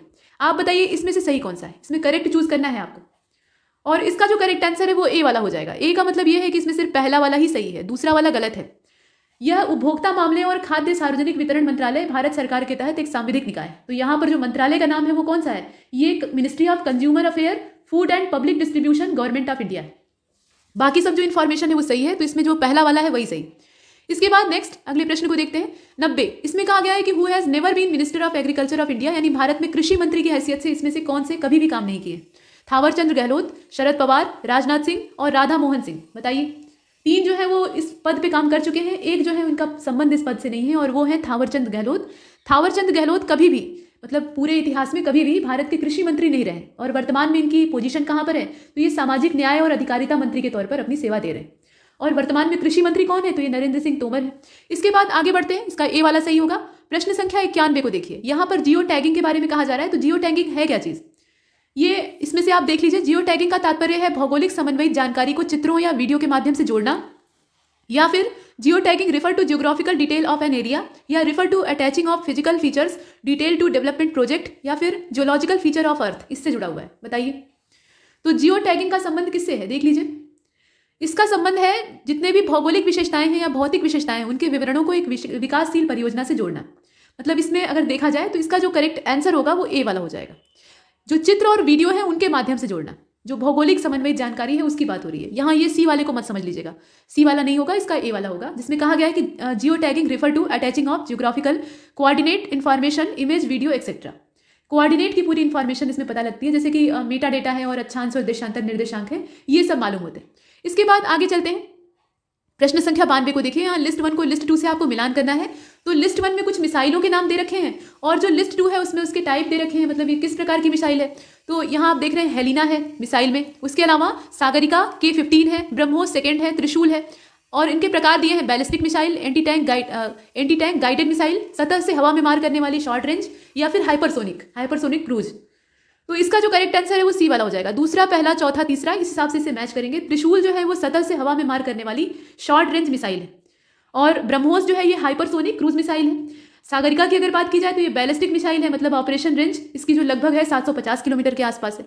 और इसमें अगर देखा जाए हेलिना को, तो ये एंटी टैंक गाइडेड मिसाइल है। इस हिसाब से इसे मिला लेंगे तो इसका सी वाला सही हो जाएगा। इसके बाद 93 को देखिए, the Indian air force IAF formally introduce the AH-64E Apache attack helicopter, ये एक हेलीकॉप्टर का नाम है, into its inventory at which air force station. कहने का मतलब ये है कि ये जो अपाचे AH-64E है ये एक प्रकार का अटैकिंग हेलीकॉप्टर है। तो वायुसेना में कौन से स्टेशन पे ये सेना के दस्ते में शामिल होता है? बताइए, अंबाला, हिंडोन, पठानकोट या पालम? ये एयरफोर्स का बेस है, तो इसमें से कौन सा होगा? ये सी वाला हो जाएगा। सी का मतलब ये हुआ कि इसमें जो पठानकोट है वहां से ये शामिल होता है। ठीक है, हेलीकॉप्टर जो है वो अलग अलग तरह के हथियारों को पहुंचाने में सक्षम है, और इसमें हवा से जमीन तक मार करने वाली जो मिसाइलें हैं, इसके अलावा हाइड्रा रॉकेट हैं, ये सब इसमें शामिल हो सकते हैं। आगे बढ़ते हैं, फिलहाल इसका सी वाला हो जाएगा। अपाचे हेलीकॉप्टर काफी ज्यादा सामर्थ्यवान होते हैं। पौधों में सल्फर की कमी सबसे पहले कहाँ दिखाई देती है? मतलब क्या देखकर हमें अंदाजा लग जाएगा कि भाई इसके अंदर सल्फर कम हो गया है? तो ओल्ड लीव्स में दिखाई देती है, न्यू लीव्स में दिखाई देती है, ओल्ड और न्यू दोनों में दिखाई देती है, या स्टेम यानी तने में दिखाई देती है? बताइए। तो इसका जो करेक्ट आंसर है वो इसमें से हो जाएगा, जो न्यू लीव्स होती हैं उनमें दिखाई देती है, सबसे पहले वहीं पर प्रतीत होती है। और जो पौधे के पत्ते हैं वो हल्के रंग के हो जाते हैं। सल्फर की कमी जब होगी तो उसका रंग जो वास्तविक है उससे हल्का हो जाएगा, और नए जो पत्ते हैं उन पर ये ज्यादा महसूस होता है, मतलब हल्का पीलापन जैसा आ जाता है। इसके बाद अगले प्रश्न को देखते हैं। 95, मूंगफली में वसा और प्रोटीन का परसेंटेज कितना होता है? इसे गरीबों का बादाम कहा जाता है। जो गरीब जनता बादाम नहीं खरीद सकती वो मूंगफली खरीद कर खाए, हालांकि मूंगफली भी महंगी हो गई है। तो 30 और 50% है वसा और प्रोटीन का रेशियो, मतलब वसा जो है वो 30 है और प्रोटीन 50 है, या वसा 25 है प्रोटीन 45 है। इसी प्रकार से 26-45 है और 45-26 है। बताइए इसमें से कौन सा होगा? तो इसका जो करेक्ट आंसर है वो डी हो जाएगा। मतलब मूंगफली और जो वसा, मूंगफली में वसा और प्रोटीन की बात हो रही है, तो ये 45 और 26 का है। वसा भरपूर मात्रा में होती है, इसमें ज़्यादातर जो मोनो और पॉली अनसैचुरेटेड फैटी एसिड होते हैं वो पाए जाते हैं। तो इसमें अगर देखा जाए ग्राम के हिसाब से तो 49.24 ग्राम ये प्रोटीन वसा का अनुपात होता है, और 25.80 ग्राम ये प्रोटीन का रेशियो होता है। अगले को देखते हैं। 96, गुड़ में कौन कौन से पोषक तत्व पाए जाते हैं? यहाँ पे जैगरी की बात हो रही है। तो जैगरी जो है वो खांड को कहा जाता है, गीला गुड़ जो होता है गन्ने से निकलता है।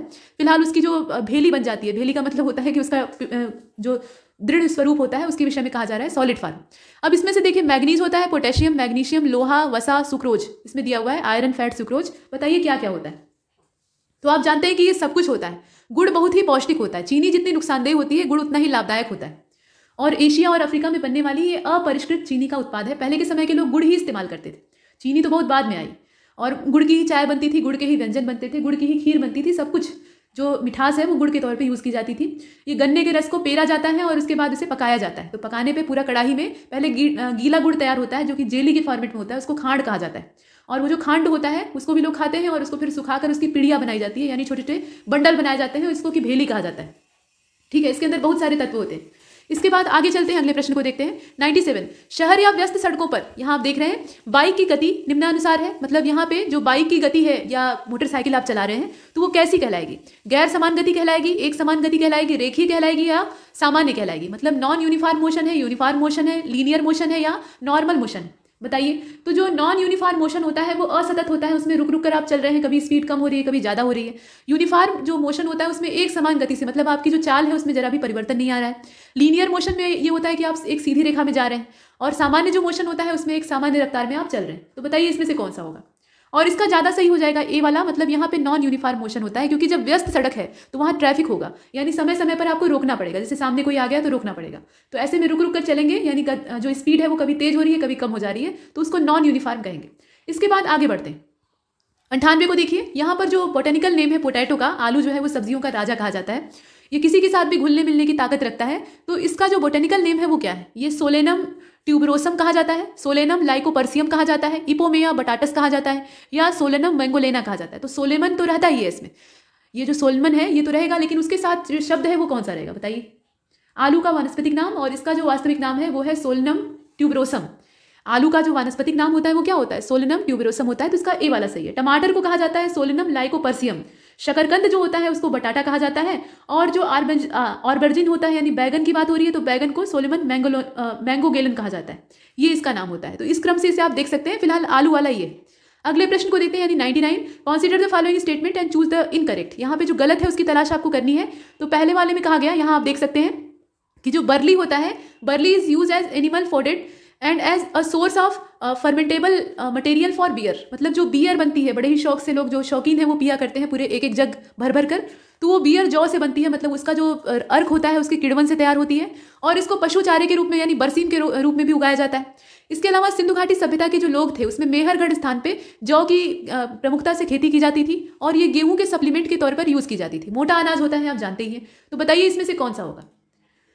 जो ओट्स लोग आजकल बड़े शौक से खाते हैं वो भी इसी का दलिया होता है, मतलब इसी को टुकड़ों में तोड़कर तैयार किया जाता है। फिलहाल इसका कौन सा होगा जो कि इनकरेक्ट है? यहाँ पे गलत की तलाश आपको करनी है। तो देखिए इसका कुछ भी गलत नहीं है, दोनों के दोनों सही है, कुछ भी इसमें असत्य नहीं है। बियर जो है वो जौ से तैयार होती है, और समशीतोष्ण जो जलवायु होती है उसमें इसका पैदावार होता है, इसे आपने देखा। इसके बाद आगे बढ़ते हैं, प्रश्न संख्या 100, यानी अंतिम वाला प्रश्न। नाजा नाजा क्या चीज है?